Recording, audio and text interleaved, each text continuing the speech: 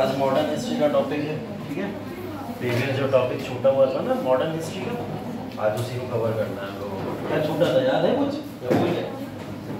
छूटा छाटा चल रहा है या चल रहा है, सब खत्म हो गया है? हम लोग के साथ तो सब खत्म हो गया है, हमारे साथ तो बचा है राज्य का पुनर्गठन। तो पोस्ट इंडिपेंडेंस का पार्ट था, लेकिन एक मॉडर्न हिस्ट्री में भी बचा हुआ था कुछ तो बचा था, याद है कुछ?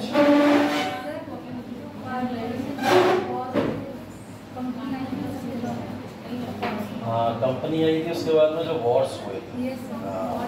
गुड गुड, वॉर्स पढ़ने हम लोग को। कुछ वॉर्स हम लोग के छोटे हुए, वो वॉर्स आज कवर करने हैं। मैसूर वैसूर को बताया था नहीं बताया? मैसूर नहीं बताया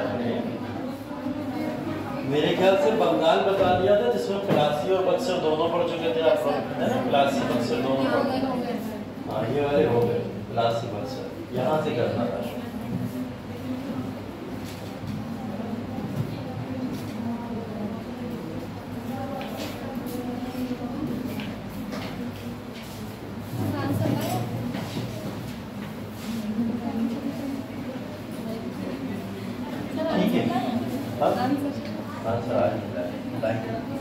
अभी चेक ही नहीं करें। हाँ, बहुत पहले के हो गए इतने, तभी कम से कम 8-10 आंसर है मेरे पास रखे हुए, दे दूंगा मैं। कल संडे है ना, कल छुट्टी मार के आराम से चेक करेंगे, सुकून से कर लेना। चलिए, मैसूर की विजय, इसके ऊपर चलना है थोड़ा सा। एक बार फिर से थोड़ा सा आपको इसका रेफरेंस दे देते हैं, क्या चीज़ें आज डिस्कस हो रही हैं। वैसे तो हम लोग का पार्ट चल रहा है क्या, प्राचीन इतिहास, जिसके अंदर हम लोग महाजनपद वगैरह पढ़ रहे थे, मॉडर्न एम्पायर पढ़ना शुरू किए थे। बट सैटरडे एज यूजुअल हमेशा क्या होता है, एक्स्ट्रा क्लास होता है आपका, जिसमें प्रीवियस जो टॉपिक छूटे हुए उनका डिस्कशन होता है, ठीक है। तो ये आज सैटरडे है, आपको पता है, उसी वजह से आज प्रीवियस टॉपिक के छूटे हुए डिस्कशन होगा, और हर सैटरडे ऐसा होता है, तो आज भी ऐसा ही है। तो हम लोग का कुछ टॉपिक जो छूटा हुआ था वो आधुनिक इतिहास के अंदर वॉर्स छूटे हुए थे, युद्ध, है ना। हम लोग बात कर रहे थे ईस्ट इंडिया कंपनी की, और ईस्ट इंडिया कंपनी के वर्चस्व की बात जब हम लोग कर रहे थे, तो हम ये बात कर चुके थे कि ईस्ट इंडिया कंपनी के समय के दौरान दो तरीके की शक्तियां थी, एक फॉरेन और एक इंडियन, ठीक है। फॉरेन और इंडियन मतलब विदेशी शक्तियां थी और कुछ भारतीय शक्तियां थी। विदेशी शक्तियों की जब बात की थी तो हम लोग यहाँ देख चुके थे पुर्तगीज को, डच को, डेन्स को या फ्रांसीसियों को। इन सब के ऊपर विजय प्राप्त कौन कर चुके थे? अंग्रेज या ईस्ट इंडिया कंपनी, है ना। ये वाला पार्ट अप्रोच खत्म हो गया था। लेकिन इंडिया के अंदर जब हम लोग बात करना शुरू किए थे तो हमने बोला था हैदराबाद था, ठीक है, अवध था, अवध की बात अगर की जाए, या फिर आप कह सकते हो कि बंगाल था, ठीक है, मराठास थे, मैसूर था और पंजाब था। ये सब इंडियन पावर्स थी सारी के सारे, जो स्वतंत्र या इंडिपेंडेंट थी उस समय में, ठीक है। जिसके अंदर हैदराबाद कोई वॉर लड़ा नहीं ऐसा था, जिसके बारे में हम लोग पढ़े। अवध भी लगभग साथ ही दे रहा है यहाँ पे अंग्रेजों का। 1857 का विद्रोह अवध से रिलेटेड था, वो हम लोग देख चुके थे, पढ़ लिया था। तो ये दोनों तो नहीं पढ़ने, खत्म होगा, ये सब भी हम पढ़ चुके थे। यहाँ हमें पढ़ना था अब यहाँ पे जो था बंगाल, हाँ बंगाल भी तो पढ़ लिया, प्लासी और बक्सर ये भी पढ़ी चुके हैं हम लोग।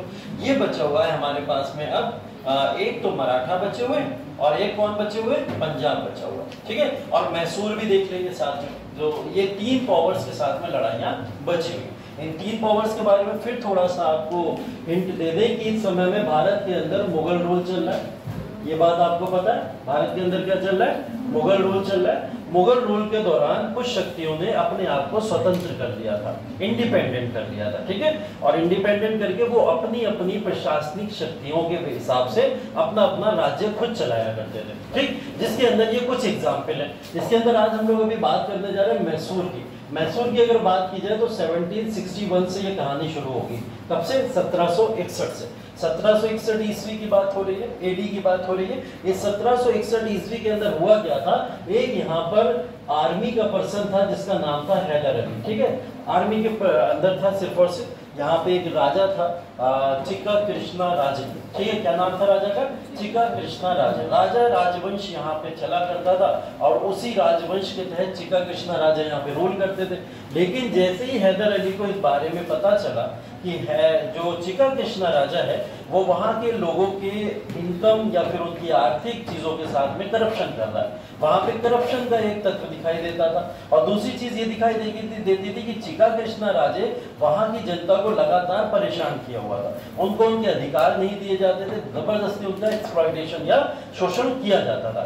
इन सब से उनको छुटकारा दिलाने के लिए हैदर अली ने अटैक कर दिया चिका कृष्णा राजे के ऊपर और 1761 के अंदर मैसूर की पावर अपने हाथों में ले ली। तो 1761 में हैदर अली ने मैसूर को इंडिपेंडेंट करा दिया था। ठीक, 1761 के बाद से मैसूर इतनी तेजी से आगे बढ़ा कि 1780 आते आते इस पूरे के पूरे समय के दौरान मैसूर सबसे पावरफुल स्टेट भारत का कहलाता था, सबसे पावरफुल स्टेट। ठीक है, और इसकी कड़ी शुरू हो चुकी थी अप्रोक्स 1767 से। तभी पहली बार में अगर पहला वॉर आप लोग इसका देखोगे तो 1767 में दिखाई देता है। ठीक है, तो 1767 तक मैसूर इतना पावरफुल हो चुका था कि लगभग चाहे निजाम हो हैदराबाद के, चाहे मराठास हो, ये सारे के सारे लोग विद अंग्रेज भी जो हैं, ये सारे के सारे लोग द्वेष रखने लगे थे, नफरत करने लगे थे मैसूर साम्राज्य से। वो इसलिए करने लगे थे कि मैसूर की इतनी तेजी से बढ़ते हुए देखना उसे ये किसी से बर्दाश्त नहीं हो रहा था। ठीक है, इसकी वजह से क्या हुआ, अंग्रेजों ने यहाँ पे ईस्ट इंडिया कंपनी ने एक वॉर घोषित कर दिया मैसूर के अगेंस्ट में। ठीक है, हमने आपको पहले भी बताया है कि हमेशा ईस्ट इंडिया कंपनी या अंग्रेज क्या करा करते थे, जो भी पावरफुल स्टेट होती थी उसके अगेंस्ट में जाके एक वॉर छेड़ते थे और उस स्टेट को अपने में मिला लिया करते थे। दक्षिण भारत में पहुंचने का एकमात्र यही साधन है मैसूर। अगर आपने मैसूर को कंट्रोल कर लिया तो पूरा दक्षिण भारत किसका, अंग्रेजों का हो जाएगा। तो इस कहीं ना कहीं कड़ी के तहत उन्होंने क्या करा, एंग्लो मैसूर वॉर की श्रृंखला को शुरू कर दिया। ठीक है, 1767 की बात आई सबसे पहले 1767 के अंदर। 1767 के अंदर ये वॉर अंग्रेजों और इसके बीच में हैदर अली के बीच में देखने को मिलता है। यहाँ पे अंग्रेजों की जब बात में कर रहा हूँ तो हमेशा ईस्ट इंडिया कंपनी को याद रखेंगे हम लोग, और यहाँ पे बात कर रहे हैं तो हम लोग हैदर अली की बात करेंगे, हमेशा हैदर अली को याद रखें। ठीक है, इन दोनों के बीच में जो वॉर हो रहा है वो पहला वॉर है 1767 से 69। कब से कब तक, 67 से 69 में पहला एंग्लो मैसूर वॉर देखने को मिलता है। ठीक है, यहाँ पे ईस्ट इंडिया कंपनी की जब बात हो रही है तो 1767 के अंदर आपको गवर्नर भी याद होना चाहिए, कौन था, पढ़ के आए हो, ये तो पढ़ के आए हो, ये तो बताया ही था मैंने।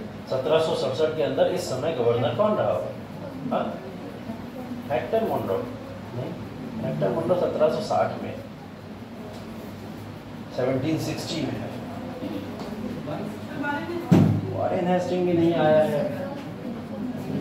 वॉरेन हेस्टिंग तो 1773-72 रेगुलेटिंग एक्ट आज ही पढ़ा होगा, रेगुलेटिंग एक्ट, और बातें कर रहे हो कि वॉरेन हेस्टिंग आया था। कैसे बच्चे हो तुम लोग, अभी अभी पढ़ के ऐसी बातें करते हो। यहाँ पे है रॉबर्ट क्लाइव, इतना आसान नाम है, और ठीक है, रॉबर्ट क्लाइव इस समय में यहाँ पर गवर्नर था। हमने आपको पहले भी बताया 57 से 60 पहला कार्यकाल है रॉबर्ट क्लाइव का, और दूसरा कार्यकाल 65 से शुरू हो जाता है उसका, जब इलाहाबाद की संधि के साथ वो वापस में भारत में एंट्री करता है। ठीक है, तो इस समय में यहाँ पे कौन है, रॉबर्ट क्लाइव। अब देखिए मैसूर के साथ में सर्कमस्टेंसेस या कंडीशन क्या है उसको एक एक करके समझना शुरू करते हैं। सिर्फ और सिर्फ आप डायग्राम देखते चलोगे आपको कहानी समझ आना शुरू हो जाएगी। ठीक है, फर्स्ट एंग्लो मैसूर वॉर 67 से लेकर 69 तक। यहाँ पे कुछ देखिए कहानी टाइप की लिखी हुई है, उससे आपको समझ आ जाएगा वॉर स्टार्ट क्यों हुआ होगा। ठीक है, मैसूर वॉर की अगर बात करें तो ये हैदर अली, ठीक है, ये मुगल शासक कौन है, शाह आलम सेकंड है, ऐसे नहीं दिखते थे, ये सिर्फ कार्टून है। ठीक है, और इसके बाद में यहाँ पे आप रॉबर्ट क्लाइव को देख रहे हो। ठीक है, तो ये अलग अलग तरीके की कहानियां हैं क्या। यहाँ पे देखिए ब्रिटिश ईस्ट इंडिया कंपनी ने बोला कि हम मिलिट्री सपोर्ट देंगे और हर तरीके का आपका समर्थन करेंगे अगर मैसूर हमें यहाँ पर मदद करता है। मैसूर से इन्होंने पहले क्या मांगी थी, मदद मांगी थी दो तरीके की, एक तो वॉर में मदद करोगे, कहीं भी हम अगर वॉर लड़ेंगे तो आप कौन मदद करेगा, मैसूर करेगा, और दूसरा हमें टैक्सेस एक्सेस भी आप पे करोगे। ये सब चीजें डिमांड करी रॉबर्ट क्लाइव ने। हैदर अली बोले मेरे पास कमी क्या है, मैं क्यों दूंगा तुम्हें, रेंट भी नहीं दूंगा, वॉर में मदद भी नहीं दूंगा, क्यों दूंगा, मैं नहीं देने वाला। ठीक है, तो यहाँ पे निजाम ऑफ हैदराबाद ने बीच में इंटरफेयर किया और इंटरफेयर करके बोला, किससे, हैदर अली से जाके बोला कि कम से कम कुछ रेंट ही दे दो अंग्रेजों को। ठीक है, ये इनकी वकालत क्यों कर रहे हैं अंग्रेजों की, क्योंकि हैदराबाद के निजाम हमेशा से समर्थन करते हुए दिखाई दिए हैं अंग्रेजों के। तो ये क्या कर रहे हैं, कहाँ कर रहे हैं, हाँ हाँ ऐसे कर दे, अब तो नहीं जाएगा।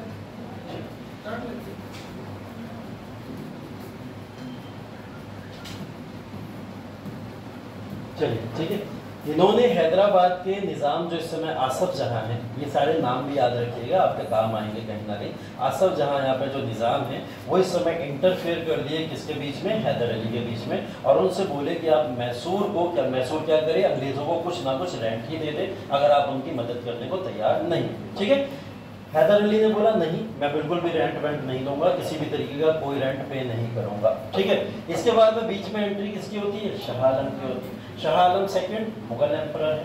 मुगल एम्परर होने के नाते एक डिग्री ये दे देते हैं। डिग्री का मतलब क्या होता है, एक पास टाइप का दे देते हैं। ठीक है, पास हो जाता है कि चलो भाई अगर आप मैसूर में जाके अपना व्यापार करना चाहते हो तो करो, हमें समस्या नहीं है। अंग्रेज किससे परमिशन ले लेते हैं, शाह आलम से, और शाह आलम मैसूर के लिए परमिशन दे देता, जाओ अपना कारोबार करो जाके। किसको, ईस्ट इंडिया कंपनी को परमिशन दे देता। तो हैदर अली बोलता है कि मुगल इसके अंदर बीच में बोलने वाले कौन है, हमने तो अपना मैसूर इंडिपेंडेंट कराया, स्वतंत्र कराया, मुगल इसमें इंटरफेयर नहीं कर सकते। ठीक है, अब ये सारे के सारे इसको दुश्मन के तौर पर दिखाई देने लगे, चाहे रॉबर्ट क्लाइव हो, चाहे शाह आलम हो या आसफ जाह हो। इन्होंने क्या बोला सीधे तौर पर, रेडी फॉर द वॉर। अगर ये सारी समस्याएं हैं तो हैदर अली ने साफ तौर पर बोल दिया कि मैं वॉर लड़ने को तैयार हूं, लेकिन ना तो आपको टैक्स दूंगा और ना ही किसी तरीके से वॉर के अंदर आपको इंटरफेयर कराने दूंगा। ठीक है, ये शर्त दोनों के अंदर तैयार हुई। क्या हुआ फिर उसके बाद में, बोले ठीक है चलो फिर वॉर ही लड़ते हैं। 1767 से लेकर 69 के काल के दौरान मैसूर के अंदर पहला वॉर हुआ। मैसूर के अंदर वॉर के अंदर ईस्ट इंडिया कंपनी तो है, इसको सपोर्ट देने के लिए जुड़ गए हैदराबाद। ठीक है, और साथ ही साथ में मराठा। ठीक, और ये वर्सेस किसके लड़ रहे हैं, मैसूर। ठीक है, देखिए कारण आपको सब इंडियंस भी दिख रहे होंगे, ये इंडियंस ही इंडियंस के अगेंस्ट में लड़ते हुए दिखाई दे रहे हैं आपको। यहाँ पे एक अलग से वो प्रॉब्लम जो भारत में थी ना, क्षेत्रवाद वाली, वो क्षेत्रवाद की प्रॉब्लम ने भारत का डिवीजन किया था, जिसकी वजह से अंग्रेजों ने हमारे ऊपर कब्जा किया, और ये प्रॉब्लम यहाँ भी देखने को मिल रही है। तो ईस्ट इंडिया कंपनी ने यहाँ समर्थन मांगा हैदराबाद का और मराठास का। हैदराबाद से बोले कि हम तुम्हें इतना कैश देंगे कि तुम लोग खुश हो जाओगे, तुम्हारा स्टेट बहुत पावरफुल स्टेट हो जाएगा, हम तुम्हें इतना कैश देंगे। तो ये लोग कैश में बिक गए, बोले ठीक है पैसा मिलेगा, प्रॉब्लम क्या है, पैसे के लिए तैयार हो गए। मराठास को जो लालच था, वो लालच था मैसूर की जमीन से, उन्हें चाहिए था लैंड वहां का। वो चाहते थे कि महाराष्ट्र की लैंड कर्नाटका की लैंड के साथ में अगर मिल गई तो सोचिए मराठा टेरिटरी कितनी बड़ी हो जाएगी। ठीक है, क्योंकि मराठास का एक ख्वाब था अटक से लेके कटक तक अपना साम्राज्य का विस्तार करना। ठीक है, तो वो अटक से कटक का जो सपना है ना, वो सपना यही है कि पूरे भारत के ऊपर मराठा अपने प्रभुत्व को जमाना चाहते थे। ठीक, तो उन्होंने क्या करा, मराठा ने लैंड के लालच में या फिर वहां की जो भी भूमि है उसके लालच में क्या करा, ये बोले ठीक है हम आपका साथ देने के लिए तैयार है। हैदराबाद भी मराठास भी दोनों ईस्ट इंडिया के साथ में मिल गए, और 1767 का वॉर जब स्टार्ट हुआ तो यहाँ हैदर अली अकेले इन तीनों के विरुद्ध लड़ना शुरू करता है। ठीक, अब एक यहाँ पे क्वालिटी हैदर अली के अंदर थी, वो ये थी कि वो डिप्लोमेटिक पर्सन था। डिप्लोमेसी या डिप्लोमेटिक जो पर्सन होता है वो अपने जीवन में कभी भी हार नहीं मानता है ना, हारता ही नहीं है, कभी नहीं हारता है ना। तो दोनों फेवर करने वाला व्यक्ति, मतलब ये भी ठीक है वो भी ठीक है, बैलेंस्ड कर ले जाता है जो अप्रोच को करना है। तो डिप्लोमेटिक पर्सन था, इसने ये पहुंचा हैदराबाद के पास में, इसने हैदराबाद से बोला कि आप कैश के चक्कर में आप एक इंडियन रीजन को बेचने को तैयार हो रहे हो, अगर आपको कैश चाहिए तो कैश मुझसे ले लो, अंग्रेज आपको 5 करोड़ दे रहे हैं, मैं आपको 6 करोड़ दूंगा। ठीक है, तो हैदर अली ने क्या करा, सीधा पहुंचा हैदराबाद के पास में और बोला कि अगर तुम्हें पैसा ही चाहिए तो एक भारतीय से ही ले लो, अंग्रेजों के साथ में बिकोगे तो कल को इतिहास गंदा लिखा जाएगा तुम्हारा, है ना। तो हैदर अली ने इस बात को लेके हैदराबाद को समझा लिया। हैदराबाद हो गया यहाँ पे न्यूट्रल, बोला ठीक है हम नहीं देंगे अंग्रेजों का साथ, यहाँ से ये नाम घट गया। ठीक है, मराठास के साथ में फिर ये पहुंचे हैदर अली और मराठास से बात करना शुरू करी। इन्होंने मराठास से बोला इंटरफेयर नहीं करेंगे आप वॉर के अंदर, क्योंकि हैदराबाद भी हट चुका है, आपको अगर कोई लैंड चाहिए, किसी भी तरीके की कोई यहाँ पे जमीन चाहिए तो आप हमारे साथ में संधि कर लेना, कोई भी चाहिए होगी, जितनी लैंड आपको अंग्रेज देने को कह रहे हैं उस हिसाब से हम लोग आपस में बैठ के एक संधि कर लेंगे, कम से कम एक फ्यूचर में नाम खराब नहीं होगा कि भारतीय राज्यों ने भारतीय राज्यों का ही बंटवारा कर दिया, है ना। तो ये मराठास को भी समझा लेंगे और यहाँ से इसने मराठास को न्यूट्रल कर दिया। अब यहाँ पे ईस्ट इंडिया कंपनी अकेली बची। ठीक है, और ईस्ट इंडिया कंपनी अब अकेले वॉर लड़की किसके अगेंस्ट में, वो मैसूर के अगेंस्ट में। ठीक, ये डिप्लोमेटिक नीति जो थी हैदर अली ने यहाँ पे यूज करी हैदराबाद के अगेंस्ट में और मराठास के अगेंस्ट में, जिससे इन्हें दोनों को न्यूट्रल कर दिया। और ये वॉर अब किस किस के बीच बचा? East India company versus Mysore के बीच में। और मैसूर जैसा कि इस समय में माना जा रहा है सबसे पावरफुल स्टेट है भारत का। ठीक है, सबसे पावरफुल स्टेट, जिसको अभी तक अंग्रेज बोलते थे कि शायद बंगाल पावरफुल है, वो कहते थे नहीं अवध पावरफुल है, लेकिन उनकी आंखें खुल गई जब वो मैसूर पहुंचे। मैसूर पहुंचने के बाद में पहला वॉर जब हुआ 1769 के अंदर, ईस्ट इंडिया कंपनी लॉस्ट। पहला ऐसा वॉर है इतिहास का और एकमात्र ऐसा वॉर है इतिहास का जिसमें अंग्रेज या ईस्ट इंडिया कंपनी हारे। सिर्फ इस वॉर में हारे, वरना किसी वॉर में आप इन्हें हारा हुआ नहीं पाओगे। हैदर अली ने अपनी डिप्लोमेटिक नीति से, अपनी वॉर की कुशलता के बेसिस पे यहाँ पे अंग्रेजों को हरा दिया। रॉबर्ट क्लाइव भी अगर आप देखोगे पहले ऐसे व्यक्ति हैं जो यहाँ पर वॉर को हारे। ठीक है, तो यहाँ पे फर्स्ट वॉर के अंदर ईस्ट इंडिया कंपनी जैसे ही हारी, उसने बोला कि चलो एक संधि साइन कर लेते हैं। क्या हुआ यहाँ पे? संधि। बड़े एक संधि साइन कर लेते हैं, जितनी जल्दी संधि साइन करेंगे उतनी जल्दी हमारे ऊपर से ये धब्बा धुल जाएगा कि हम हार चुके, है ना। तो देखिए वॉर जब भी होती है, लड़ाइयाँ जब भी होती है, दो ही चीजें होती हैं। एक तो ये होता है कि बंदा हार गया, खत्म हो गया, टेरिटरी पे कब्जा कर लिया गया, पूरी टेरिटरी अपनी हो गई। या दूसरा क्या होता है, बहुत ज्यादा संधि साइन कर ली, समझौता हो गया। ठीक है, तो ये वॉर तो हार चुके थे, लेकिन अंग्रेजों ने यहाँ पे चालाकी दिखाते हुए क्या बोला, चलो एक संधि साइन करते हैं। कोई बता सकता है यहाँ पे कौन सी संधि साइन हुई थी? पहले मैसूर हुआ, मद्रास की संधि। Very good. कौन सी संधि साइन हुई थी? मद्रास की संधि। और संधि हमेशा साइन तब होगी जब वॉर खत्म होगा। वॉर कब खत्म हुआ? 1769 में। तो 1769 में पहली संधि साइन हो गई, जिसको हम लोग बोलते हैं मद्रास की संधि। बिटवीन किस किसके बीच में? ईस्ट इंडिया कंपनी और हैदर अली के बीच में। ठीक है, तो ये पहला वॉर इस तरीके से समाप्त हुआ जो शुरू हुआ था। अब मद्रास की संधि जो साइन हुई है, हर संधि के अंदर कोई ना कोई शर्तें होती हैं, कोई शर्तें रखी जाती है कि भाई इस शर्त पे हम मान गए, तुम भी न्यूट्रल रहो, हम भी न्यूट्रल रहेंगे, और एक तरीके का कोई क्लॉज साइन कर लेते हैं। ठीक है, अब यहाँ पे एक क्लॉज साइन हुआ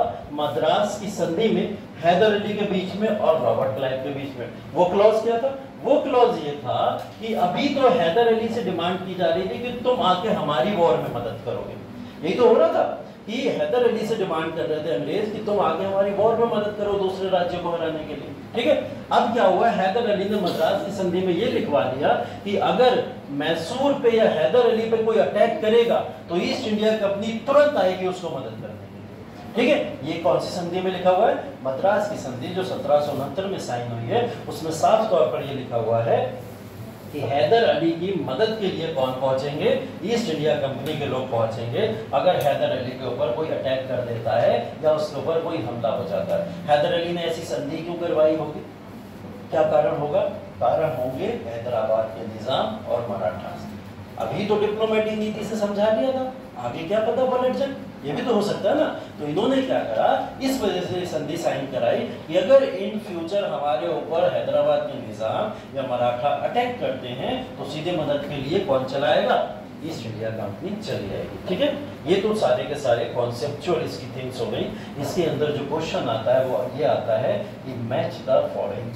ठीक है, और मैच द फॉलोइंग में फर्स्ट एंग्लो मैसूर वॉर लिख के आएगा, डैश लगा के लिखा हुआ होगा विच संधि या which treaty signed between Hyder Ali and Robert Clive. ठीक है, तो इस तरीके से संधि का नाम पूछ लेगा, संधि का रिजल्ट पूछ लेगा बहुत ज्यादा कि इस वॉर के अंदर पहले एंग्लो मैसूर वॉर में उसका रिजल्ट क्या हुआ। तो रिजल्ट हमने पहले लिख दिया, ईस्ट इंडिया कंपनी लॉस्ट। यहाँ पे ईस्ट इंडिया कंपनी हार गई। ठीक है, और हैदर अली जीत गए थे। ठीक, तो ये वाला वॉर इसलिए इंपॉर्टेंट है क्योंकि इस वॉर के अंदर इकलौता ऐसा वॉर है जहाँ पे अंग्रेज सेना हारी थी और भारत की कोई एक सेना यहाँ पे विजय हुई थी। ठीक है, वरना जितने भी वॉर देखोगे या आप लोग पढ़ के भी आए हो, सारे मैंने पुराने भी बताए और आगे भी अभी बताता चलूंगा, किसी भी वॉर के अंदर आप भारतीयों को या भारतीय सेना को अंग्रेजों के सामने विजय होता हुआ नहीं देखोगे। ठीक है, तो इस वॉर के अंदर अगर कुछ लिखना है तो एक टेबल टाइप की बना लीजिए आप, इस तरीके से एक टेबल बना लीजिए और उस टेबल के अंदर कुछ मेंशन कर लीजिए। ठीक है,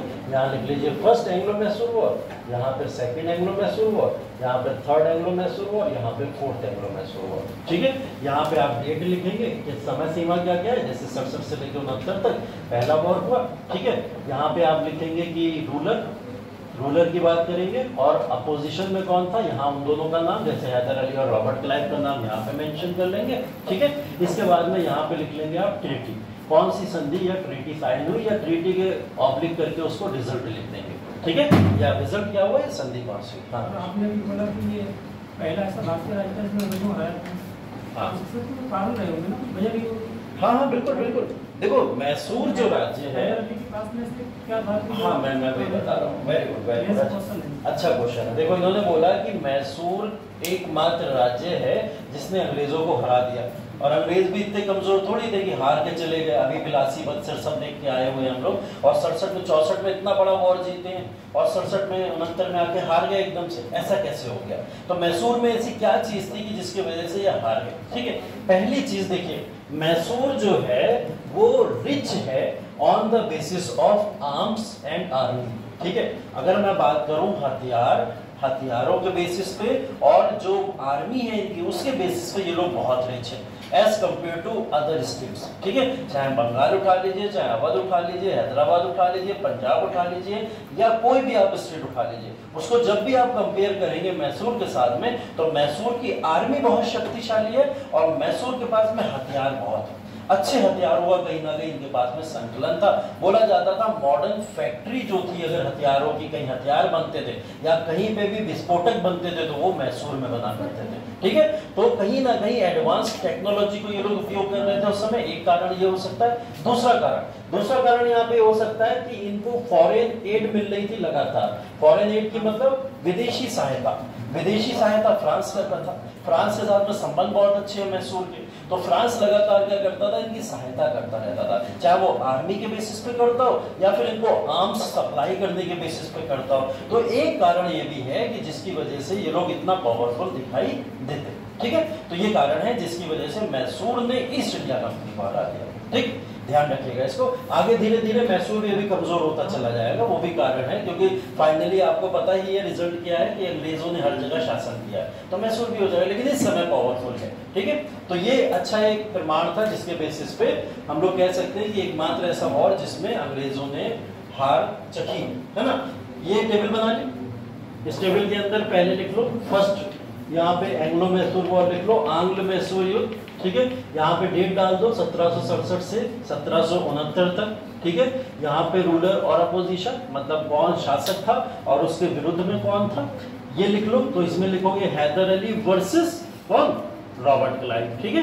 और इसके बाद में यहाँ पे आप ट्रीटी का नाम लिख लीजिए, तो ट्रीटी या संधि किसकी, मद्रास की संधि यहाँ पे लिख लीजिए, ठीक है। इसी टेबल में से क्वेश्चन मिल जाएंगे, बहुत ज्यादा आपको ढूंढने की जरूरत नहीं पड़ेगी, ठीक है।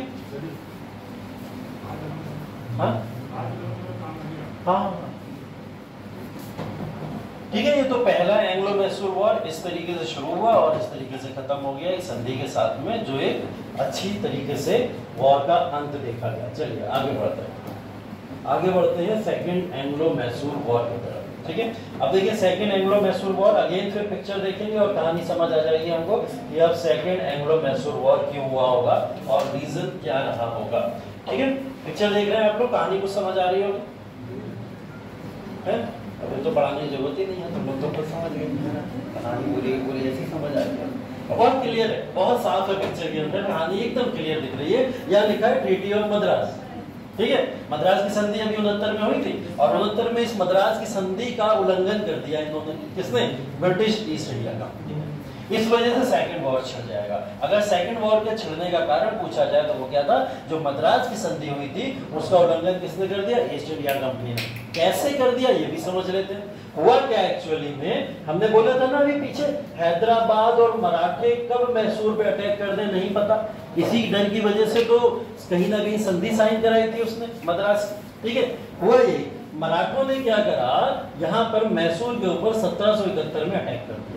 कब, 1771 के अंदर मैसूर के ऊपर अटैक किसने कर दिया, मराठों ने, ठीक है। मराठों ने जैसे ही मैसूर के ऊपर अटैक करा, ये तुरंत हेल्प मांगेंगे, किससे मांगेंगे, ईस्ट इंडिया कंपनी से, क्योंकि भैया आपने हमारे साथ संधि साइन करी है मद्रास की, और मद्रास की संधि बोलती है कि कोई भी हम पे अटैक करेगा आप मदद करने आओगे, लेकिन ब्रिटिश ईस्ट इंडिया कंपनी नहीं करी, वो पहुंची नहीं, उसने बोला हम मदद नहीं करेंगे, हम आपके बीच में इंटरफेयर ही नहीं करेंगे, और ये कहते हुए उसने अपने आप को अलग कर लिया। अब ये संधि का उल्लंघन है, जैसे तैसे हैदर अली ने मराठों को समझा बुझा के या इस वॉर के अंदर एक न्यूट्रलिटी लाई। न्यूट्रलिटी ये लेके ही आए थे, ये संघर्ष चल ही रहा था। अचानक से क्या हुआ, यहाँ पे अंग्रेजों ने 1779 में माहे पे अटैक कर दिया। और माहे सीमा किसकी है? मैसूर की है, ठीक है, मैसूर की सीमा मैसूर के अंडर में आता था, उस समय मैसूर के अंतर्गत आया करता था, ठीक है।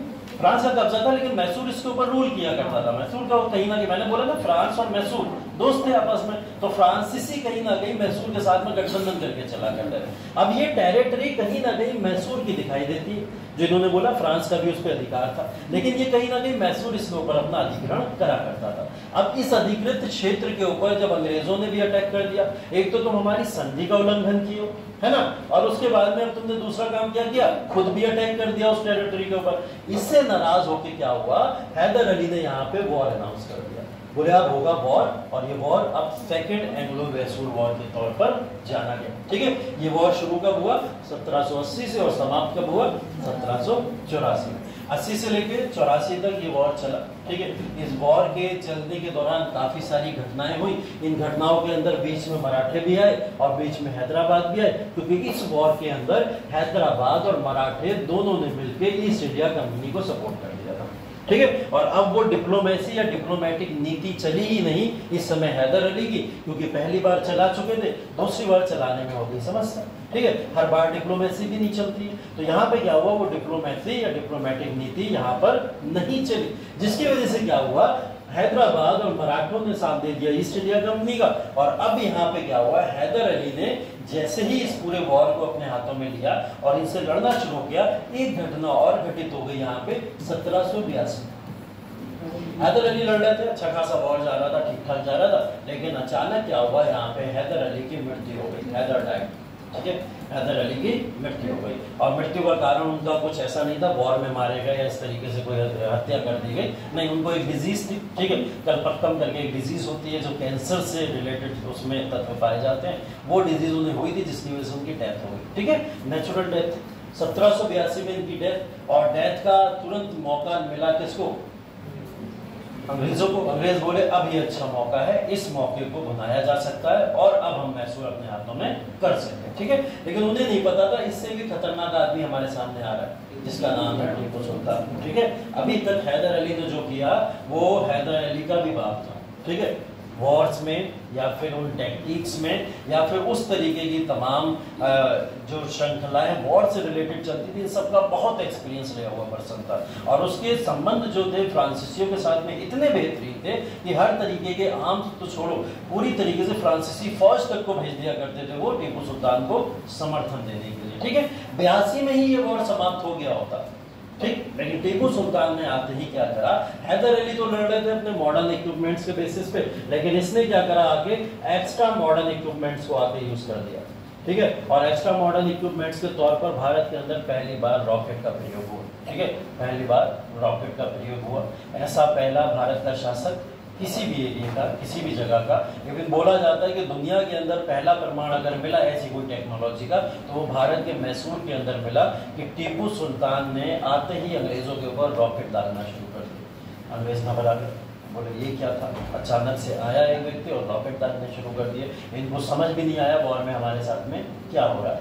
1782 से 84 ज्यादा समय नहीं लगा, अंग्रेज तुरंत बोले 1784 में कि हम आपसे एक संधि करने को तैयार हैं, ठीक है। क्या बोले, हम आपसे एक संधि करने को तैयार है, संधि कर लें। इस वॉर में अंग्रेज हारे नहीं, हम हारा हुआ नहीं मानते हैं इस वॉर को, अंग्रेज इसमें हारे नहीं, लेकिन ये संधि के साथ समाप्त हो गया, ठीक है। अंग्रेज नहीं हारे तो इसका मतलब हम इसको अनिर्णायक युद्ध बोल सकते हैं। क्या बोल सकते हैं, अनिर्णायक युद्ध, मतलब ऐसा युद्ध जिसका कोई रिजल्ट नहीं था, ना तो अंग्रेज हारे ना ही टीपू सुल्तान हारा, दोनों में से कोई भी आर्मी नहीं हारी। लेकिन हाँ, एक समझौता हो गया, एक संधि हो गई। इस संधि को 1784 में साइन किया गया था, नाम क्या दिया जाता है, मैंगलोर की संधि, ठीक है। तो दूसरा वॉर समाप्त किसके साथ हुआ, मैंगलोर की संधि के साथ में, और 1784 की मैंगलोर की संधि यहाँ पे साइन हो गई, ठीक है। वॉर खत्म, संधि साइन हो गई। अभी ये देखिए 1780 से 84 की डेट याद रखिएगा, क्योंकि अभी ये वाली डेट आपको मराठा के वॉर पढ़ेंगे, वहां काम आएगी, ठीक है। तो वहां पे काम आएगी। सेकेंड एंग्लो मैसूर वॉर याद रखिएगा, 80 से 84 के बीच में हुआ है, इस बात को जरूर ध्यान रखिएगा, अभी वहां काम आएगा, ठीक है। इसको भी वैसे नोट कर लो, अब सेकंड वाले टेबल में सेकंड पॉइंट लिखो, 80 से 84 दूसरा वॉर, और उसके बाद में उनके रूलर्स के नाम लिख लो। इस समय बताओ गवर्नर कौन रहा होगा सेकंड एंग्लो मैसूर वॉर में? कौन गवर्नर? Warren Hastings. ठीक है, इस समय कौन रहा होगा? वॉरेन हेस्टिंग्स रहा होगा। चलो ठीक है। पिट्स इंडिया एक्ट है ना 1784। ठीक है, ऐसे ही लॉ कानून के बेसिस पे अगर याद करना शुरू कर दो तब भी गवर्नर याद हो जाएंगे। ठीक है, तो वैसे ही याद कर लिया करो। चलो आगे चलते हैं। ठीक है, तीसरे वाले वॉर पे आते हैं। आंग्ल मैसूर युद्ध तीसरा वाला 90 से लेके 92 तक की कहानी है। ठीक है, और टीपू सुल्तान वर्सेस ब्रिटिश निजाम और मराठा। ठीक है, तीनों पावर यहाँ पे आपको दिख रही है, जैसा दूसरे वॉर में हुआ था तो तीसरे में भी वो संधि कहीं ना कहीं तीनों के बीच में है। और यहाँ पे टीपू सुल्तान अकेले लड़ता है किन तीनों से? ब्रिटिशर्स से, निजाम से और मराठा से। ठीक है, अगर मैं पूछूं ईस्ट इंडिया कंपनी को इस समय में लीड कौन कर रहा होगा तो आप लोग के पास क्या नाम होगा? अच्छा, अंग्रेजों को भी टीपू सुल्तान लीड कर रहा है। अच्छा, ये लिख के इतनी तेज बोला जाता है। 90 से लेके 92 तक, 92 का समय काल है। और इस समय में कौन होगा? Lord Cornwallis. ठीक है, कौन होगा? Lord Cornwallis.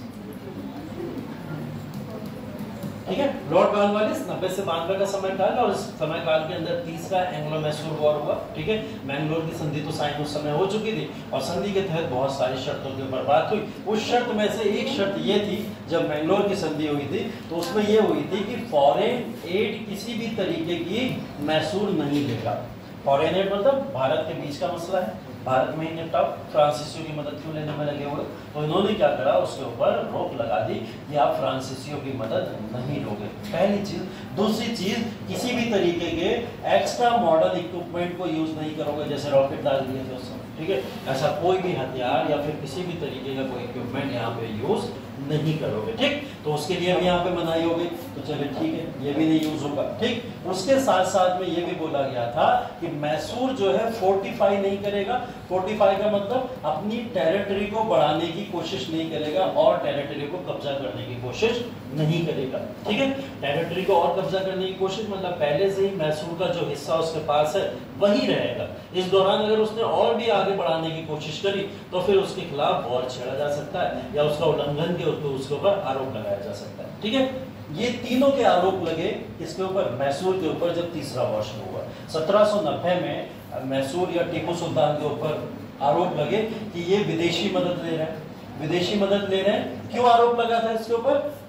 विश्व इतिहास पढ़ोगे तो 1789 में फ्रांस की क्रांति पढ़ेंगे, आप लोग पढ़ेंगे ना। एक तो फ्रांस की क्रांति जब वहां पे हुई, फ्रांस के राजा को जब फांसी पे चढ़ा दिया गया, फ्रांस की जनता जब लिबरल हो गई, पूरी तरीके से आजाद हो गई, तो इसका सेलिब्रेशन भारत में किया गया। इसका सेलिब्रेशन भारत में किसने किया?